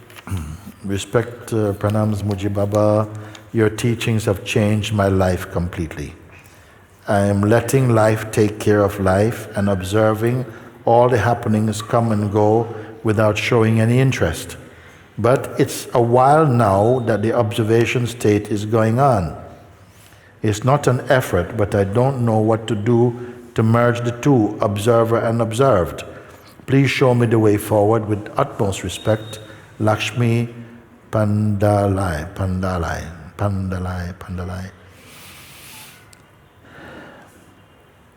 So, we are fine up to there, but it's a while now that the observation state is going on. Today I spoke about this, that what is the purpose of observing first? Well, initially we are observing phenomenon. We are observing the traffic of emotions and thoughts and feelings that come up in the field of consciousness. And through identity, we are observing. What is the purpose of observing? That forever you're observing phenomenally? No, you will become tired or interested. What is the purpose of observing? To come to the point when you see that observing, whatever you're observing, none of this is stable. Everything is coming and going. That's one important observation. Everything is coming and going. So for how long are you going to keep going? If you do it for 3 weeks, you still see everything is coming and going. 3 months, everything is coming and going. 3 years, everything is just coming and going. 30 years, everything is coming and going. 300 years, it's not change. Everything's coming and going. So once you know that, then the pull to keep noticing that is already dropping. Then somehow I say, actually, be aware that you are observing this. That which is observing all of this, what is that? Then what happens is the energy comes back, and we start to become aware of the place of awareness itself. And that is going to change. Suddenly, a lightness will come, spaciousness, a sort of peace, a wellness will be felt. No? It is. A joy is there. And the pull to go towards things is thinning away quickly, because now the fascination is in self-awareness. The more you spend in self-awareness, your world becomes harmonious. Because the heart of your world is yourself. And if that is in harmony, then your world is in harmony more. Even disharmony becomes a part of the great harmony, like this. And please put it to the test. Then you may tell me it doesn't work for me. Try and see. And see how long it will take to prove this. Yes. See how long it will take to prove this. Should I do another few more? We almost finished, I think. Don't say it for me. I mean, I'm cool. I'm happy to go home and sit down. What do you know? This one, or this one? This one? Okay. Everybody's going to say something different. Dear Moojibaba, Namaskar Moojibaba, hope all is well. Yes, thank you. This is Ivy from Hong Kong. Suppose I will be there physically with you all next week, but due to the virus outbreak, travelers from China and Hong Kong are banned from entering India at the moment, which I understand. Moojibaba, I am scared. I don't know this fear arises is because I'm afraid of catching the virus, or I'm afraid of infecting people, or afraid of death. I couldn't find where my fear comes from, but I feel heavy with the surroundings under this situation. I try to get out from this using my daily spiritual practice, but I couldn't apply. I feel like I'm surrounded by clouds. Moojibaba, how to deal with problems if one can't even address, if one cannot even address what the problem is. Please advise. With love, Ivy.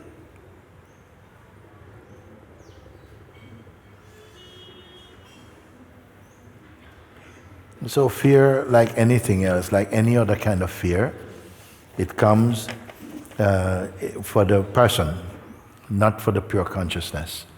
Like any other thing, fears come up also, and they go. Fears come up and go. Where the person feels under threat, fear will be loud. When the threat ceases, the person will be, again, happy. Now, they say, and so anything that creates turbulence for the sense of the person, we will call it fear. We want it to go. I tried to get out from this using my daily spiritual practice, but I couldn't apply it. Because you're trying to, do your spiritual practice as a painkiller, as a fear blaster, you see? And it wasn't working. I feel like I'm surrounded by clouds. Dark clouds are surround me. Surround my identity. Surround my self-belief. What to do? Then begin to observe this person rather than acting as this person looking for a remedy. Begin to observe not just the fear, but the one who is afraid. We must do this, until you see that it is actually possible and becomes easy and natural.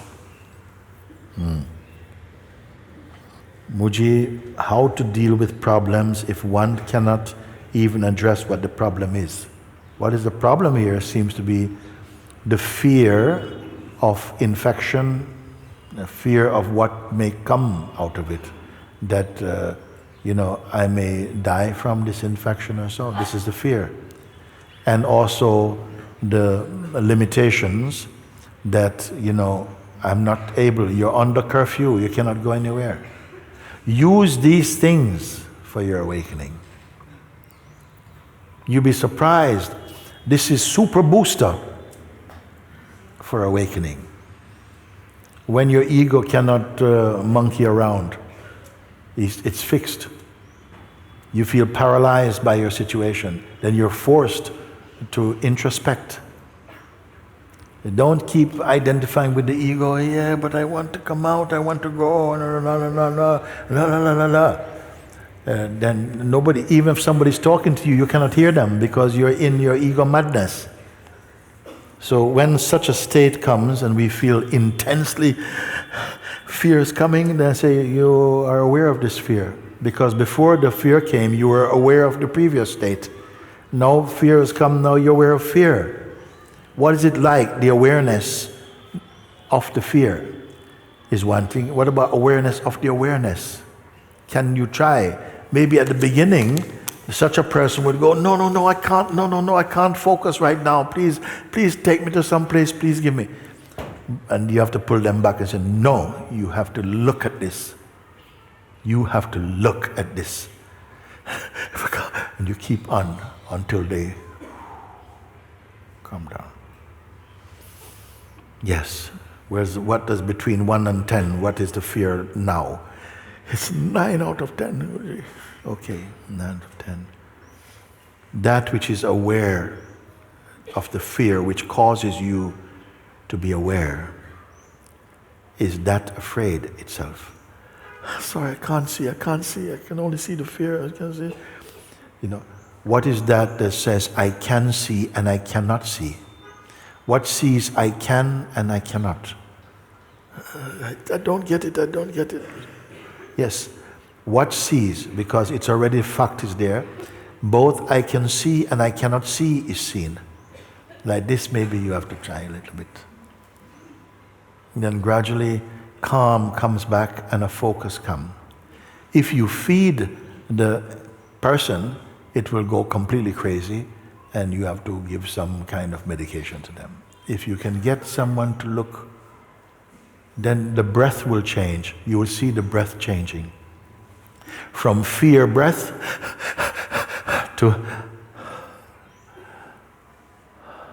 what is breath even? Is that breathing? No. What is fear? Is that afraid? No. Like this you can look. A part of what we may call our carnal identity resists this type of exercise. But this exercise exorcises the fear. Just paying attention. Paying attention. We become erratic and fearful the more distracted we are from our center. Center is ourself. It is not a personal center. Okay. Dear Mooji, thank you very much for all your help in our journey back home. My question is this. After some awakenings in our real nature, I understood that the real root of suffering is the identification with the personality, mind and body. I practice the teachings in my daily life and surrender all to this purpose of complete awakening. Second paragraph. The thing is, I dedicated my life to therapy and healing, and after these awakenings, I had to stop doing that until I could base myself in the truth. Then looks like it's becoming more like a spiritual teaching than therapy or healing. Third paragraph. Now I don't know if to continue my profession that is moving in that way or to stop because I am not self-realized in our true nature. Even I feel in those moments complete guidance and rooted in my being. I know I have still my identification with mind and so on in my daily life. I appreciate a lot your answer because I honor God so much that I would not like to do something I am not ready for and not honoring the truth. Thank you very much, Nuria. this one come writing. So, a beautiful letter, I think. No? I'm on a path, but I've been following the guidance, and now some awareness has blossomed in me, and it makes it difficult to continue in this path, which is not wrong. The path is fine, but something more strong is appearing here. So I dedicated my life to therapy and healing, and after these awakenings, I had to stop doing that until I could be based in the truth. Then looks like it's becoming more like a spiritual teaching than therapy or healing. Now I don't know if to continue my profession that is moving in that way, or to stop because I'm not self-realized in our true nature. If your therapy work and so on is helping people, you may continue, and it will be also infusing a deeper understanding and realization into your work. But if it feels like it's a stretch to keep doing one work, when something deep wants to deepen in this, then this is something you must decide. If you ask me, I would always encourage you to put energy into your spiritual discovery.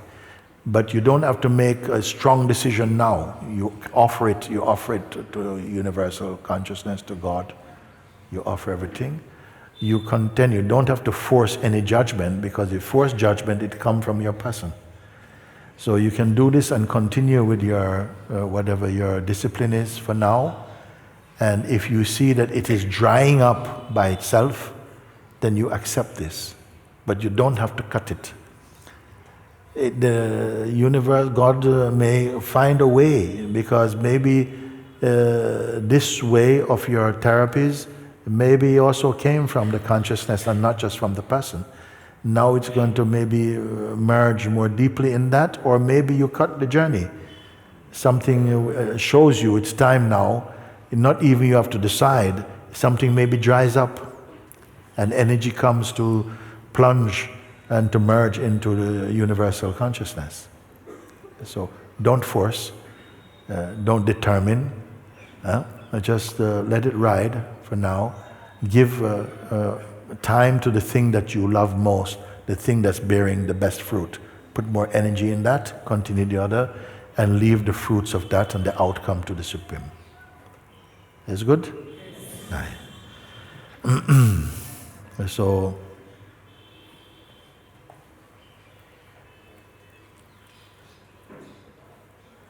even I feel in those moments complete guidance and rooted in my being. I know I have still my identification with the mind, and so on in my daily life. Is aware of the mind identity is still present there. Whilst receiving guidance and deepening in your spiritual understanding and maturing, you're still noticing, and it gives you the brightness, the light to see that there's still an active ego play going on. So now you will try to comb that out, or to transcend its influence. I appreciate a lot your answer, because I honor God so much that I would not like to do something that I'm not ready and not honoring.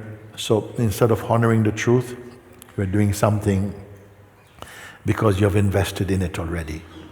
So some people, they have come to this, and she is wise because she's saying, I'm ready to change course, if it means that's where the truth is pulling. And then don't decide by your mind, continue. Having offered everything up to God, you say, Father, I give everything to you. Please guide my heart and my life force to the right way. All that you put aside here is the urge to awaken to truth, and you see everything turn out the right way. I guarantee.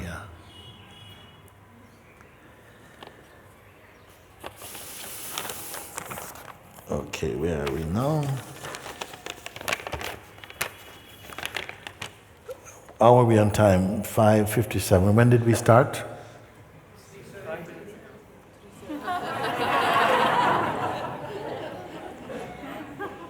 We're okay. It's not too bad. Dearest Mooji, please help me. I was lucky to spend 3 days with you during open satsangs last week. On Monday this week, I left India and returned to work. I feel your pointings fully and would never desire more than what you helped me to discover. Never felt so happy and blessed in my life. At the same time, I feel a bit of confusion because these days I am starting a lot of new things. For example, my own business. I spend many days doing a lot of creative thinking, learning new things, understanding how to operate in this new field of my activity.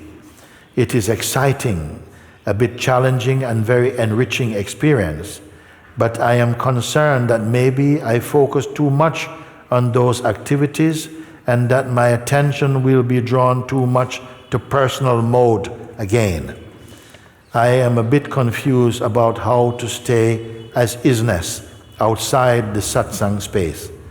When I'm very active in the dynamic world, those two linked. I am a bit confused about how to stay as isness outside the satsang space when I am very active in my dynamic world. Could you please guide me on this? I love you, Anna. So you came to satsang, somehow experienced the stability, the clarity, the isness, the freedom from egoic identity, and gone back to work, and I'm starting a lot of new things. For example, my own business. I spend my days doing a lot of creative thinking, learning new things, understanding how to operate in this new field of my activity. She's enjoying, isn't it? It is exciting, a bit challenging and very enriching experience. But I am concerned that maybe I focus too much on those activities and that my attention will be drawn too much to personal mode again. So there's an awareness of that. Respect and honor that awareness. It is your inner Zen stick. You understand? So, because she's not just galloping away like some wildebeest going to jump over the cliff. No, it's an exciting time, a new career, a new idea, exciting, challenging, all these things. But I read and feel a lot of good Shakti doing to make all this thing. But at the same time, the horses must have some, what you call this thing?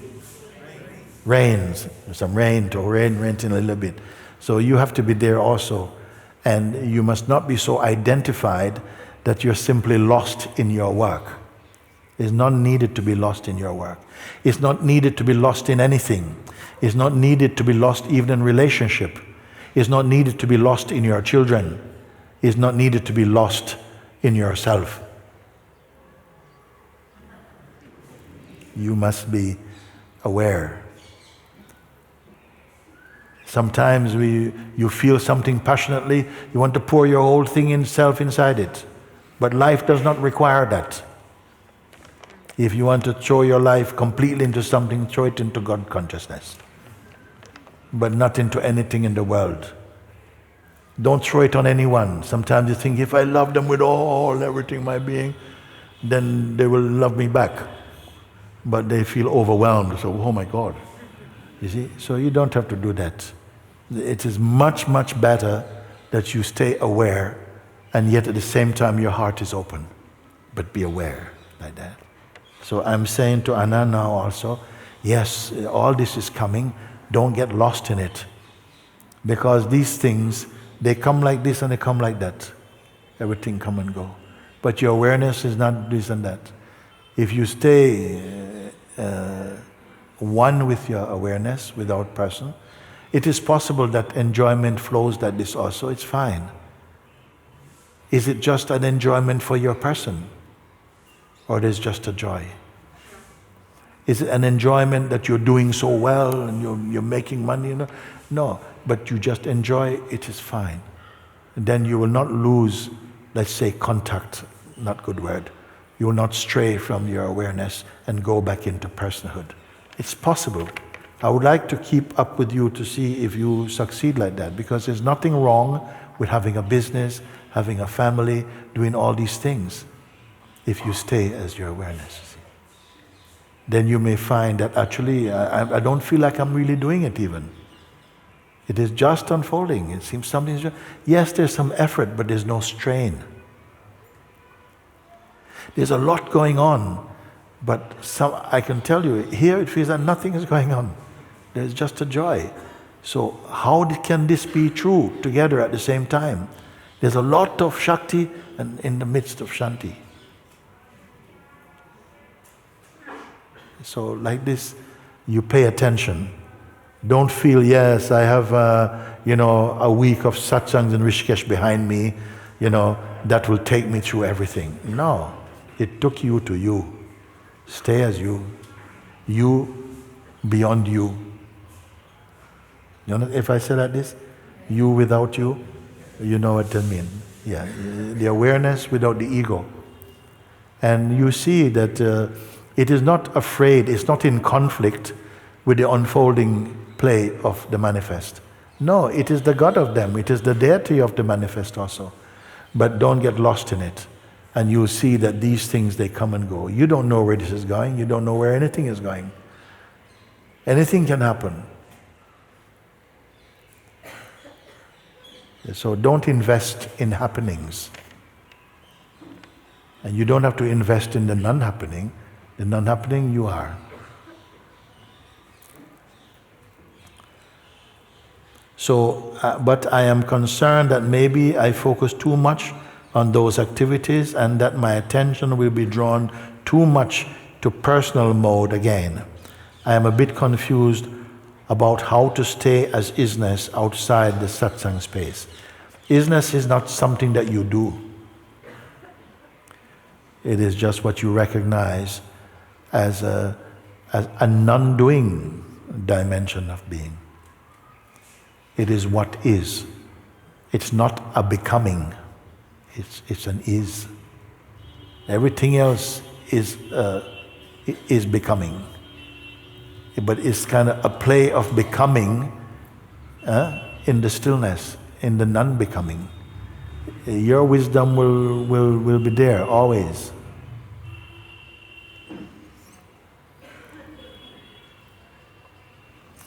So I am a bit confused about how to stay as isness outside the satsang space when I'm very active in the dynamic world. Could you please guide me on this?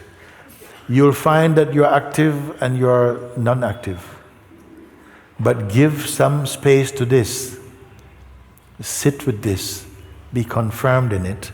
And you will see that somehow there's a harmony.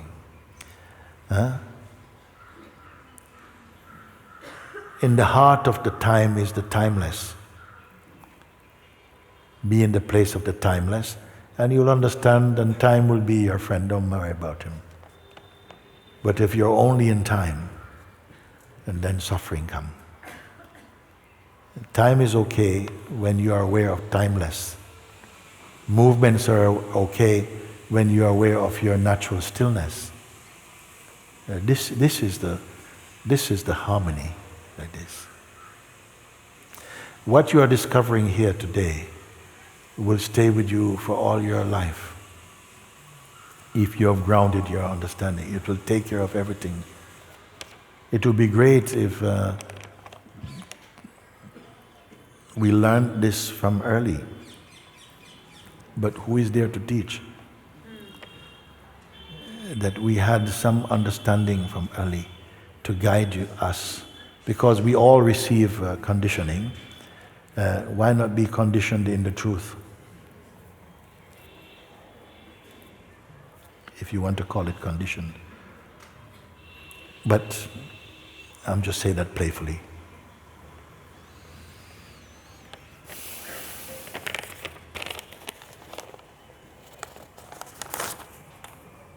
Okay, what we have here now? That's 1, 2, 3, 4, 5.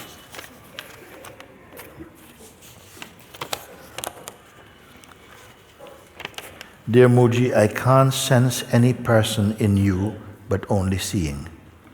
When I am watching today's satsang, I don't know. I burst into tears when that person realizes I am that I am.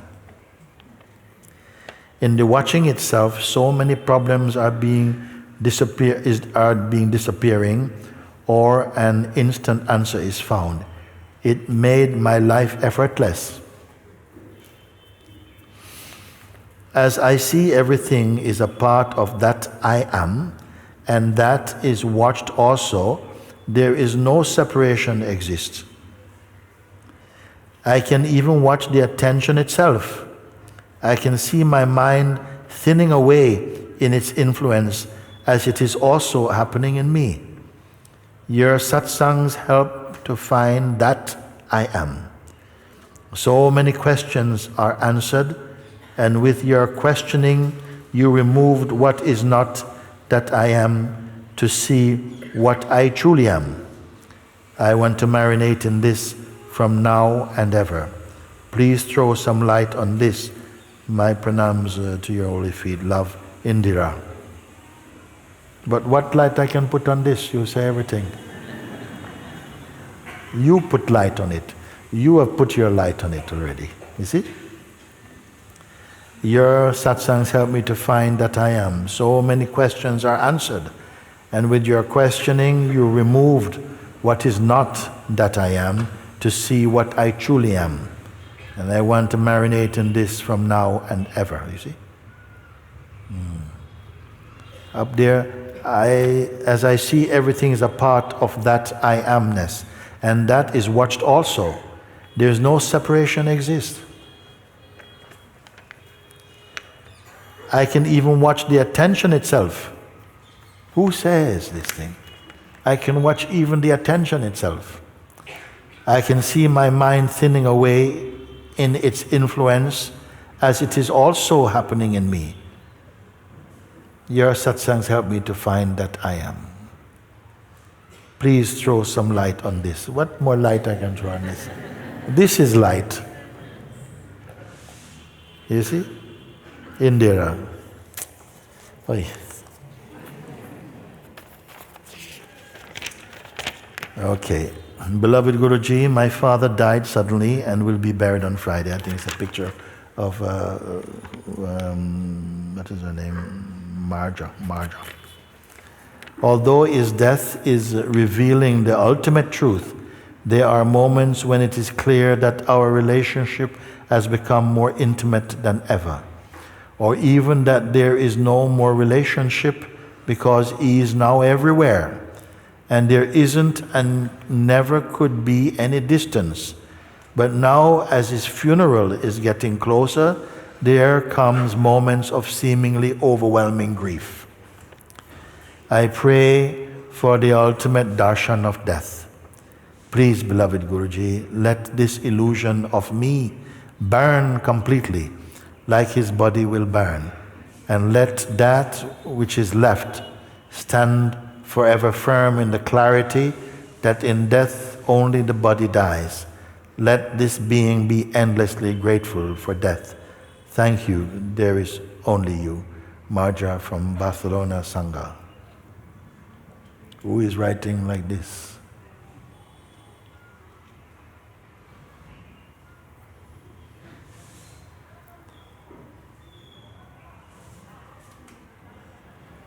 There's great power, great clarity, great insight. There's not a suppression of feeling. It's not suppressed feeling. Yes. It is open seeing. It's not suppression of grief. Let grief be. Let that happen. But grief does not define me, nor my father. He just said that.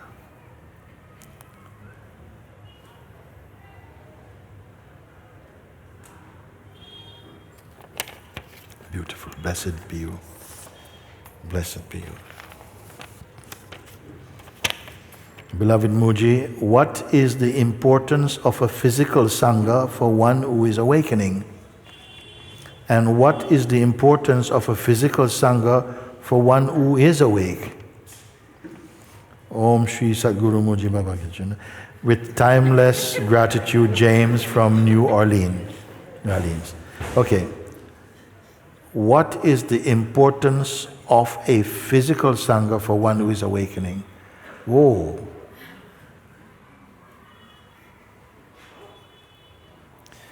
A good Sangha is facilitating your awakening.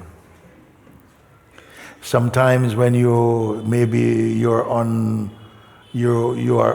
some trip in your head, they will nudge you, hey, drop that, don't go there. They're with you, they support each other. They're not jealous of you. Sometimes they are. They say, yeah, but he came after me. Why is he going there? It's only human, huh? Yeah, he just came 2 weeks ago. I mean, I've been here for about 3 years. Huh?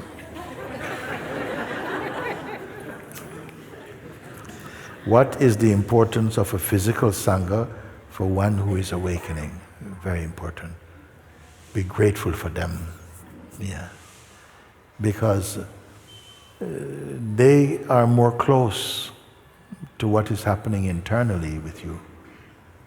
They can watch you. They also benefit from each other. They are your teachers also. And we are learning so much. True Sangha is loving and kind. But also, they have human qualities also, so we can see. It's the greatest compost for spiritual flowering. What is the importance of a physical Sangha for the one who is awake?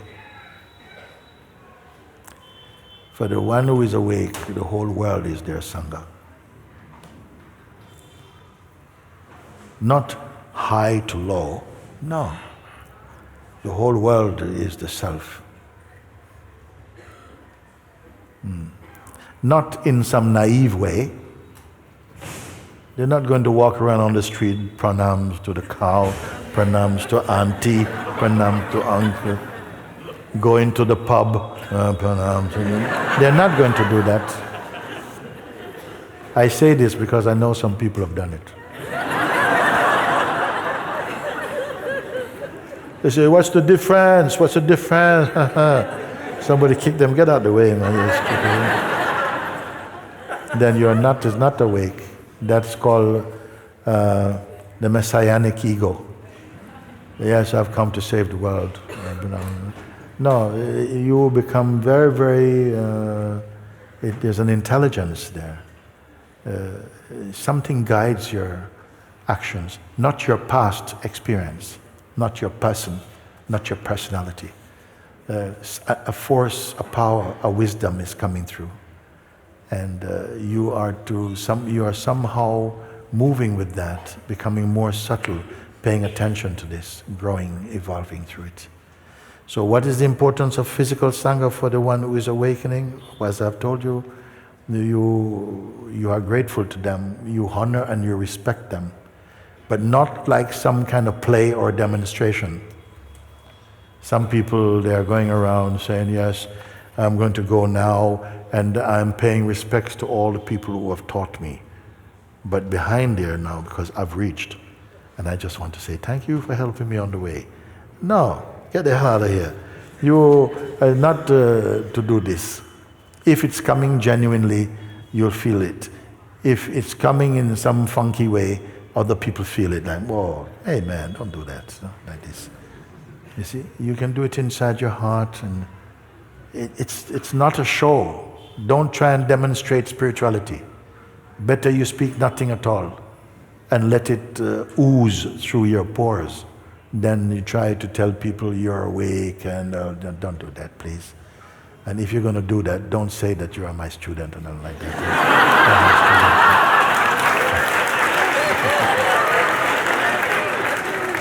Okay, that's very nice.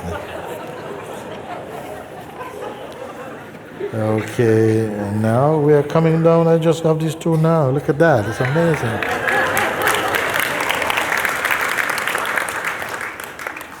Dear Guruji, I have tried the invitation many times and I still find myself in a struggle very soon. Even before you ask any of your questions, I get into struggling when leaving all objects. Then attention doesn't know where to rest on. At this point, resistance comes into play, a sense of drifting, confusion, while trying to check. Trying to check if my experience is in accordance with your hints. In the end, I feel dizzy and quite mental. Shall I just notice that and simply go on? Alexandra. I have tried the invitation many times and I still find myself in a struggle very soon. Even before you ask any of your questions, I get into struggling when leaving all objects. So from the very first, what you're asked to do is leave aside any idea you have about yourself. I don't say kill it. I don't say, suppress it. I say, you can just leave it aside. Can we do this or not? You see? But in some cases, there are people who feel, I can't do that. And why? I just can't do that. I can't leave my sense of identity aside.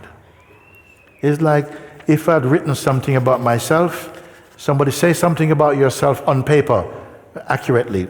Just write one short paragraph. And that is true? Yes, it is true. Okay. Can you put it in the fire? No, I can't. Why? I just can't. So this is you? Yes. Okay, you better take care of it then. What to do? It's the same thing I say, can you leave the ideas you have? Because you've had many ideas that you're not having those ideas anymore. They go.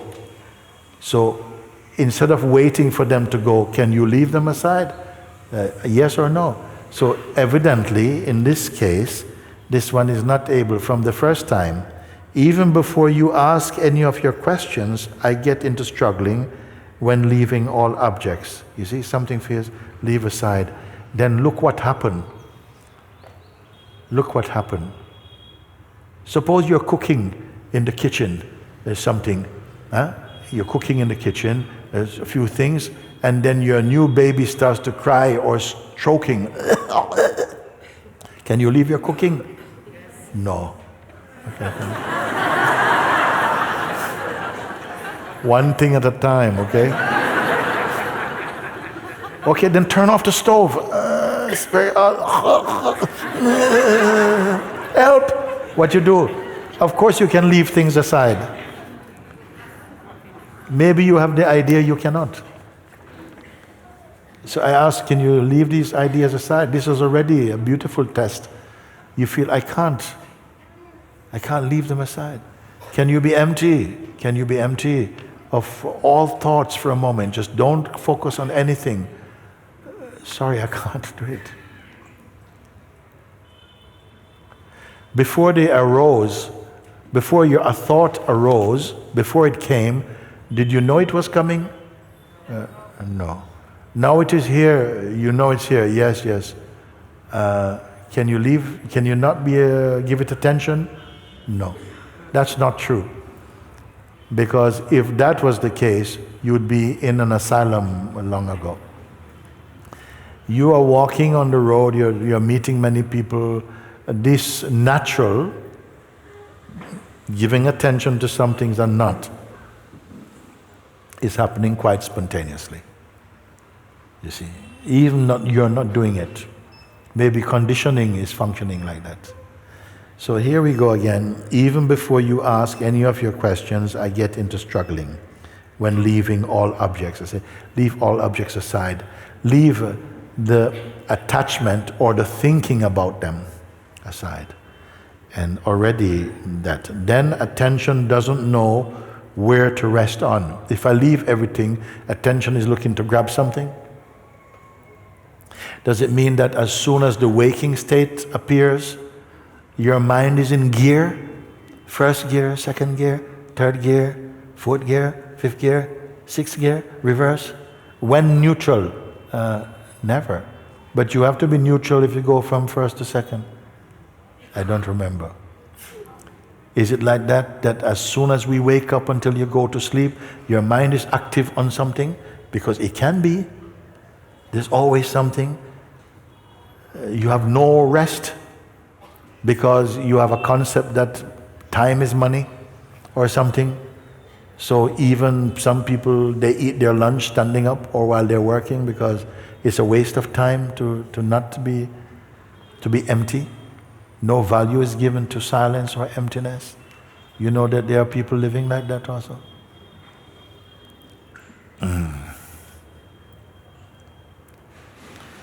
Then attention doesn't know where to rest on. The attention now, you say, okay, leave the objects, then what should my attention do? What should my attention do? It needs something, so I'm struggling. At least you're aware of that. That something in your functioning is not going to allow you to have a moment's peace. If the attention is always going somewhere, then at least I can ask you, something is aware of attention needing something. That which causes you to see that the attention is always needs something, that needs something? Does that need attention? You must come to that recognition. If you come to that recognition, that you don't have to keep feeding the attention on something, you can begin to enjoy at least a little peace in your life. So the invitation is still good for you. It's showing you what in your life does not work from you wake up. Because there are some people, when they wake up in the morning, their first reaction is, oh no, not another day. They suffer their days. They don't get up, oh, what a beautiful, no, not everybody. Some people, oh no. They wake up and take sleeping pill. I go sleep. Because the conditioning in the mind is so strong that somehow they are afraid of life. You think people are afraid of death, some people are afraid of life also. This is mind, and this is ego, like that. So, I have tried the invitation many times. Why you try? Why you try the invitation? Because you are searching for peace and you are searching for yourself. Otherwise, why would you be doing here listening to invitation? So I'm telling you, Alexandra, you will succeed. You will succeed is my blessing to you. It doesn't matter that these stages are difficult. You will transcend them. Supposing you go to learn to drive for the first time. You want to take part in Grand Prix race? Suppose you want to learn to play cricket for the first time. You know, you want to be the star? No, you are going to get some balls hitting your knees. Somebody's going to hit you with a bat on the head. You're going to run and fall down. You're going to stay with it until you get better and better and better and better. I watched something about Usain Bolt. He's from my country. He's known as the fastest human being, sprinting. But I saw some early races of him running. He came almost last. Everybody, young guys running, and he's They said, this guy's not going to go anywhere. Now he's the fastest human being that ever run. How we do that? Practice now. Practice. Huh? Now it's funny that we have to practice a bit to become what we are, which needs no practice. But it's to do with the level of our negative conditioning, and now we have to transcend those conditioning. I have tried the invitation many times, many times. Why? Because you want something. You want what it offers. Otherwise, why did you try? Alexandra, listen.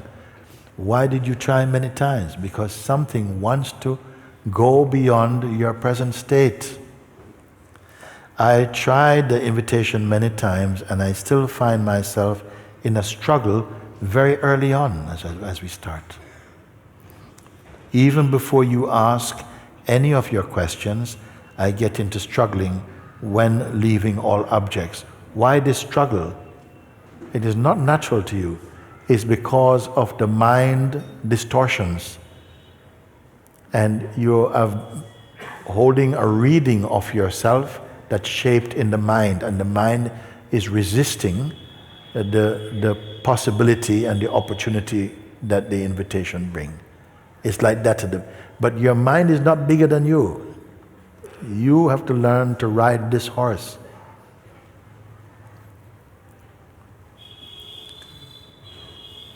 Then attention doesn't know where to rest on. The attention doesn't know. You see, now at least she finds out. The attention, if I ask like this, you say leave everything, then the attention goes, then what am I going to do? Attention goes, then what am I going to do now? Too much attention creates tension. Attention, and then what happens? Something feels like I'm lost without knowing what to give my attention to. But at least notice that and see, and don't be so intimate with that feeling. At this point, resistance comes into play, a sense of drifting. The resistance comes, and then you can't follow the invitation. You start to look on the ceiling. And other people are in there, and you are looking if there's any monkeys in the trees, and you watch. I notice also, I watch. Huh? I see sometimes people, even in Sahaja, in the autumn, people come and they got their blankets, and they do something. They give me one blanket, They have one blanket, and they come like it's cold, They come inside the Sangha room, like this, okay? And you know what they're doing, don't you? Fast asleep. But they're smart, they do like this. Fast asleep. Even one man, he comes Satsang, and then I saw him actually, as soon as we start invitation, he's not trying to hide it. I mean, he's completely overtaken by something. So I've been looking for ways. I have water gun. Shoot that like this or something. Or what I would do when they do that, I would invite them. You come. Sit here, okay? And then see if you fall asleep. And then I have to have some fun, I tell you. Okay, so at this point, a resistance comes into play, a sense of drifting, start to drift around, okay? Confusion while trying to check. You're not checking anymore. You're already checked out. You're looking, waiting for it to end or something. Then sometime trying to get back, trying to catch back in, but feeling it's too late, everybody's ahead of you or something. And so at this point, resistance comes into play, a sense of drifting, confusion while trying to check if my experience is in accordance with your ins. In the end, I feel dizzy and quite mental. the psychological mind wins for the moment. Shall I just notice that and simply go on? But it's too late. Invitation over. Maybe next time we try again. But what is happening is that we see the invitation somehow where the resistance comes. It's very important. Don't accept that the resistance is a truth about you. The resistance is coming, that this is a force that has been playing in your life for a long time, but it's been a blind spot to you because you never had to check it out. And now when you're really being asked to follow some guidance, you see how the mechanism of your attention and mind, when it's not in service to your freedom. So that's a beginning. Don't give up. Now from here, you see, you will notice, so that's what's been happening. And then you see that even if the mind, even if the attention is running about, it doesn't mean you're running about. You're aware of that. Leave him and you follow, you stay here. This focus will redevelop in you again to pay attention. It has not been exercised in the past, and so you don't have the power to concentrate. You don't have the power to be empty. Look, your mind has just made a big mess. You have allowed the wrong one to be in charge. You see, not intentionally, but that's what it is. If you are going to have a shop selling bananas, don't make a monkey your manager of the shop. Because when you come back, all the bananas are gone, you think, oh, good business. And the monkey will be, you're not going to, this is monkey mind. I think I'm getting a bit tired, I'm talking like this. So, for Alexandra, good letter, good that you wrote this letter. We must move on from this point. You're not a failure. You're succeeding because you are seeing and understanding the mechanism of the functioning of your mind, attention, and so on. It was not in service. It does not want to cooperate now that you want to be free. When you just want to be Miss Anybody, it's okay. Now you chose to be free. That's why you started the letter. I noticed. I have tried the invitation many times. Means something is still trying. Be inspired by that. Something wants to go beyond all this limitation, and you will succeed. You will succeed. Don't worry. So like that, each time you notice these things, the mind, the attention is lazy and so on, yeah, don't worry. Don't identify with it, and so you will not get depressed. It's not you. It's just some malfunctioning that will be corrected, not just by effort to try and change it, but by becoming more aware of yourself. Once you are clear as to your true nature, simple, and you keep the attention on it, you watch that it wants to go out, attention wants to go out, but you stay as you are. Gradually, your focus will return naturally to yourself. And you start to see everything comes back. It's like you have rebooted the system. And everything now is functioning much better. So when your guidance comes, you can follow all the way. And at the end, you'll say, yes, thank you. Oh, I am truly where I am, and I've always been. So don't worry, it is not a failure. It is the beginning of great success. Don't give up. I have one more, I don't know, last one now. I think so. I hope it's a good one. Dear Mooji, as I, the puppeteer, pull the strings on me, the puppet, I am myself becoming master of the play. I am. I am the necklace, not the beads, the fire, not the flames,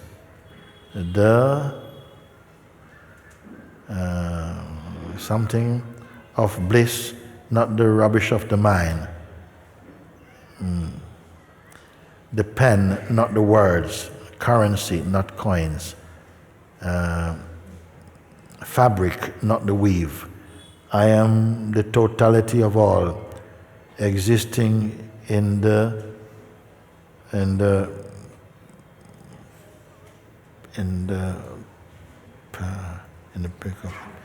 prick of the pin. As I stood outside myself, creating someone else, contemplating this, culminating that, I finally found myself. It's exactly where I am at. The observer can be observed. Who can be observed? Who can be observed? And so on, until I can't be. PTO. Because it is it, and I am that. But don't worry, Mooji. And in bracket, he, as if you worry. Everything is Irie. Everything is very nice. Thank you, Mooji. No words can express. Thank you. I love you, Danica. Okay. May I ask you if you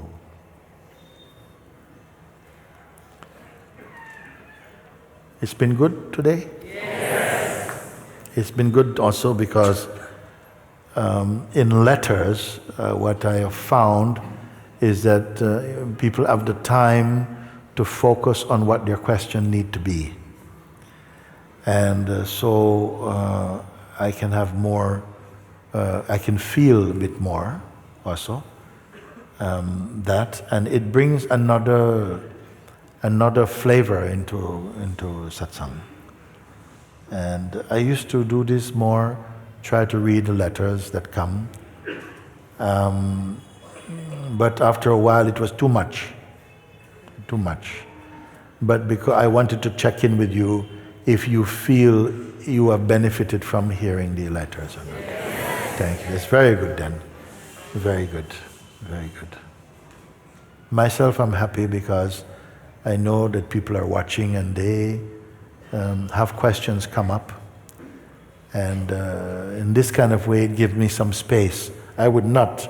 Actually, to be honest, I feel this is the first time in all the retreats that I've been able to read the letters. Always, the half of them are left unread. And I would like to thank the translation team, who is somewhere around over there translating these letters into different languages.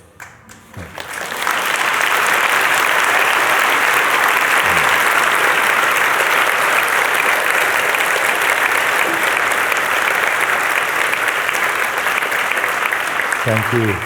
And this is something that is amazing. Throughout the season, in fact, we have groups of people who have volunteered to translate satsangs into various languages.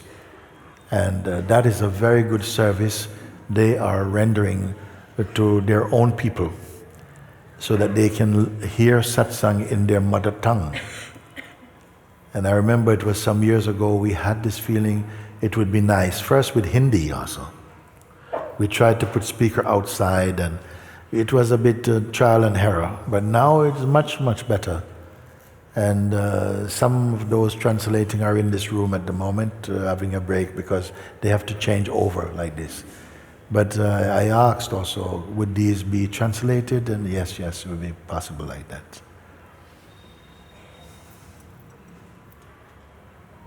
If we just take a moment just of silence.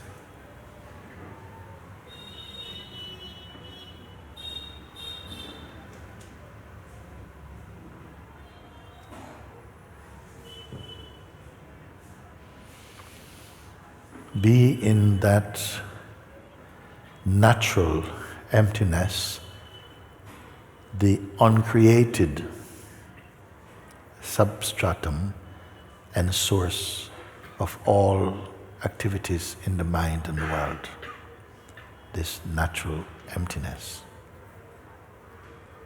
And notice that there's no effort being made by emptiness itself.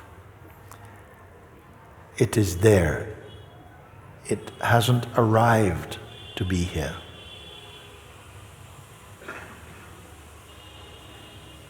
Noticing this should bring you great joy, knowing that this is not a construct. It is not created. This silence is at the very root of our being. And you don't have to dig to find it. It is right here.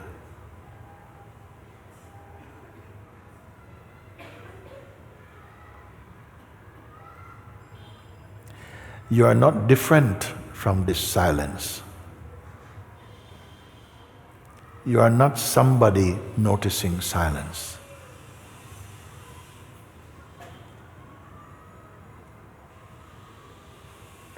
That silence and yourself are one.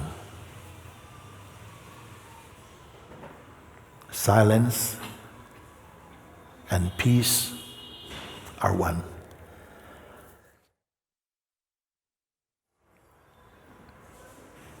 Silence and space are one.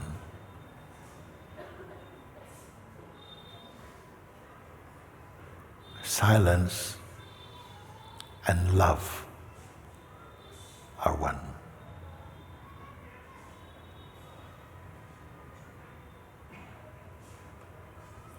This silence and wellness or well-being are one.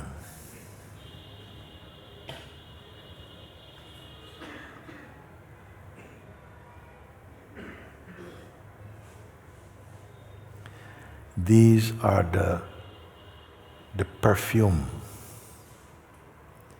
of the self, God's perfume.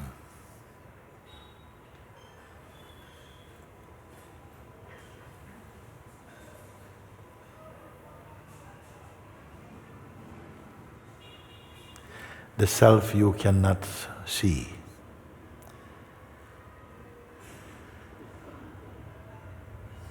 You can only be. Because of the self, even the act of seeing is perceived.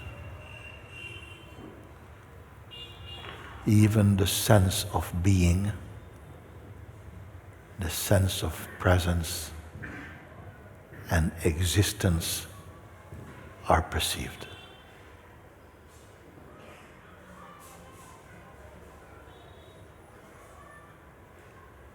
When you know this, and you can confirm this,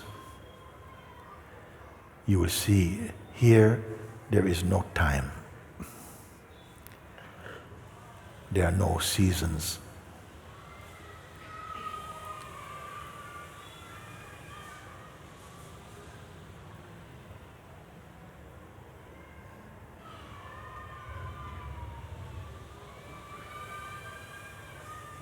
Don't speak about it.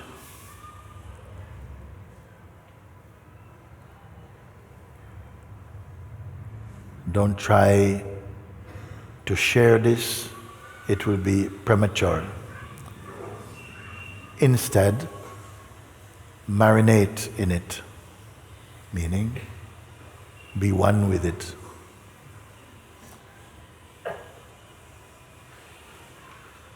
You don't have to create that. It means see and acknowledge it is not different from you.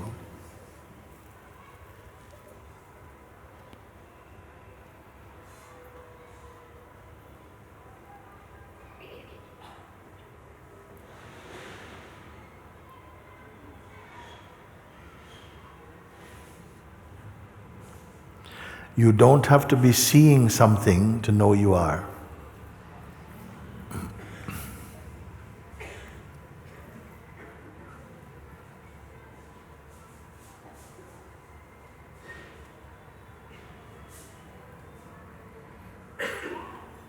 You witness action and non-action.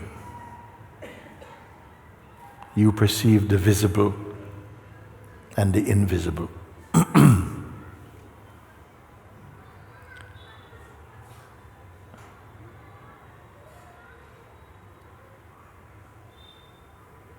Don't pick up any shape for yourself. And your perception will be true.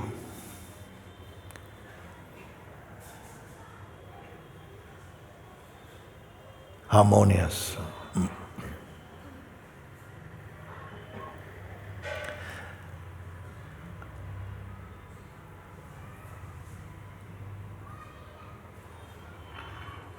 What I endeavored to point out and to show you, you will come to see does not change whether you're in another place, in another country, in another situation, in your dynamic functioning, makes no change to this. Honor this.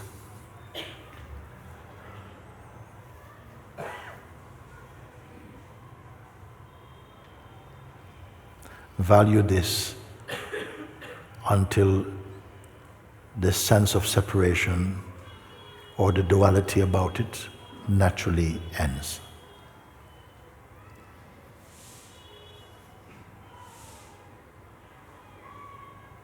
Thank you. I would want to say something to you that of all the years I've been traveling and sharing, this season so far, we still have a few days to go, I feel has been the most mature group of visitors and seekers have come to Satsang. Therefore, the Satsangs have become much more of a high nature.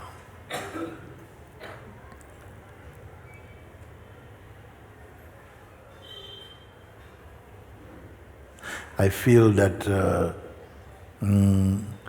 there has been some nonsense online about our satsangs by jealous people, whatever it is. And they have said many terrible things, untrue things. But in the end, I think it served good so that the wrong people don't come. Only those who are really for truth and for awakening will come. Because I am not here to build up numbers, but to find those who are true. Yeah.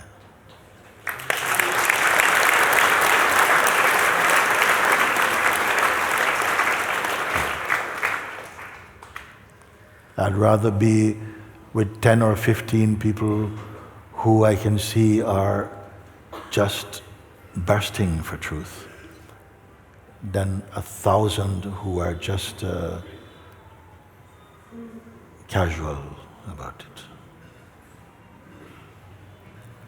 So I have found like this that the quality of the seeing and absorption, not for every single person. I see sometimes some people it's too much for them, maybe they have to leave, the mind is too strong. That's life, it's going to be like that.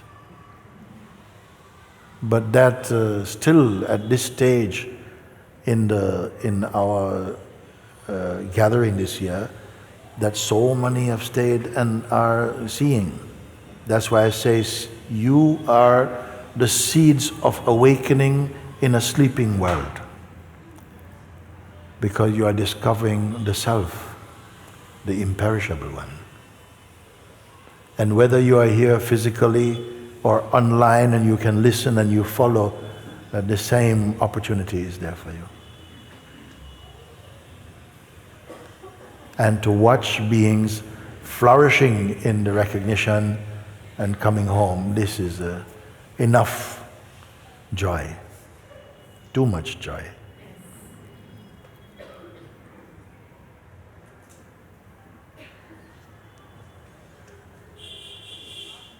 So I bless that you continue your mind, the mind is going to come to seemingly sink your ship. But you are returning very quickly, evolving, maturing very, very powerfully. It will soon be too late for your mind to do that.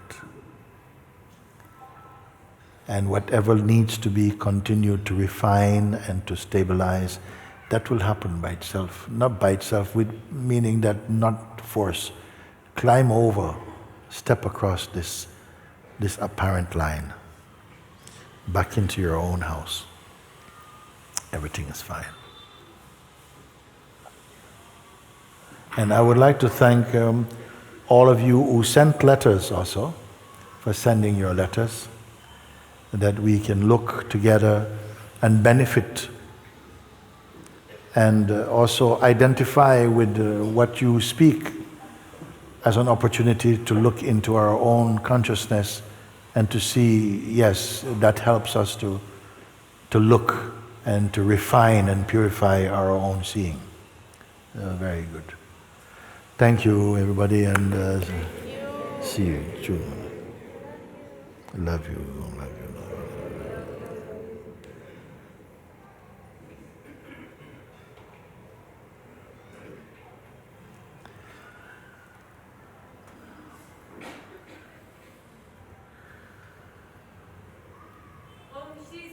Moojibaba ki Much, man.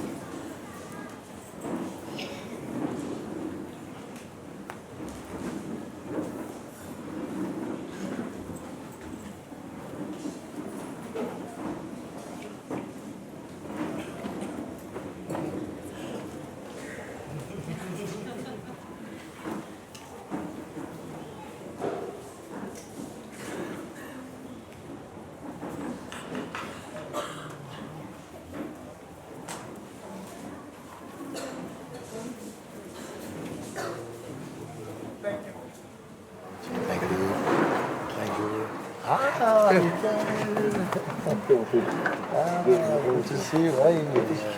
Thank you. You don't know what you gave me. Thank you. Wonderful, wonderful. Thank you. I'm ordering. There he is. Thank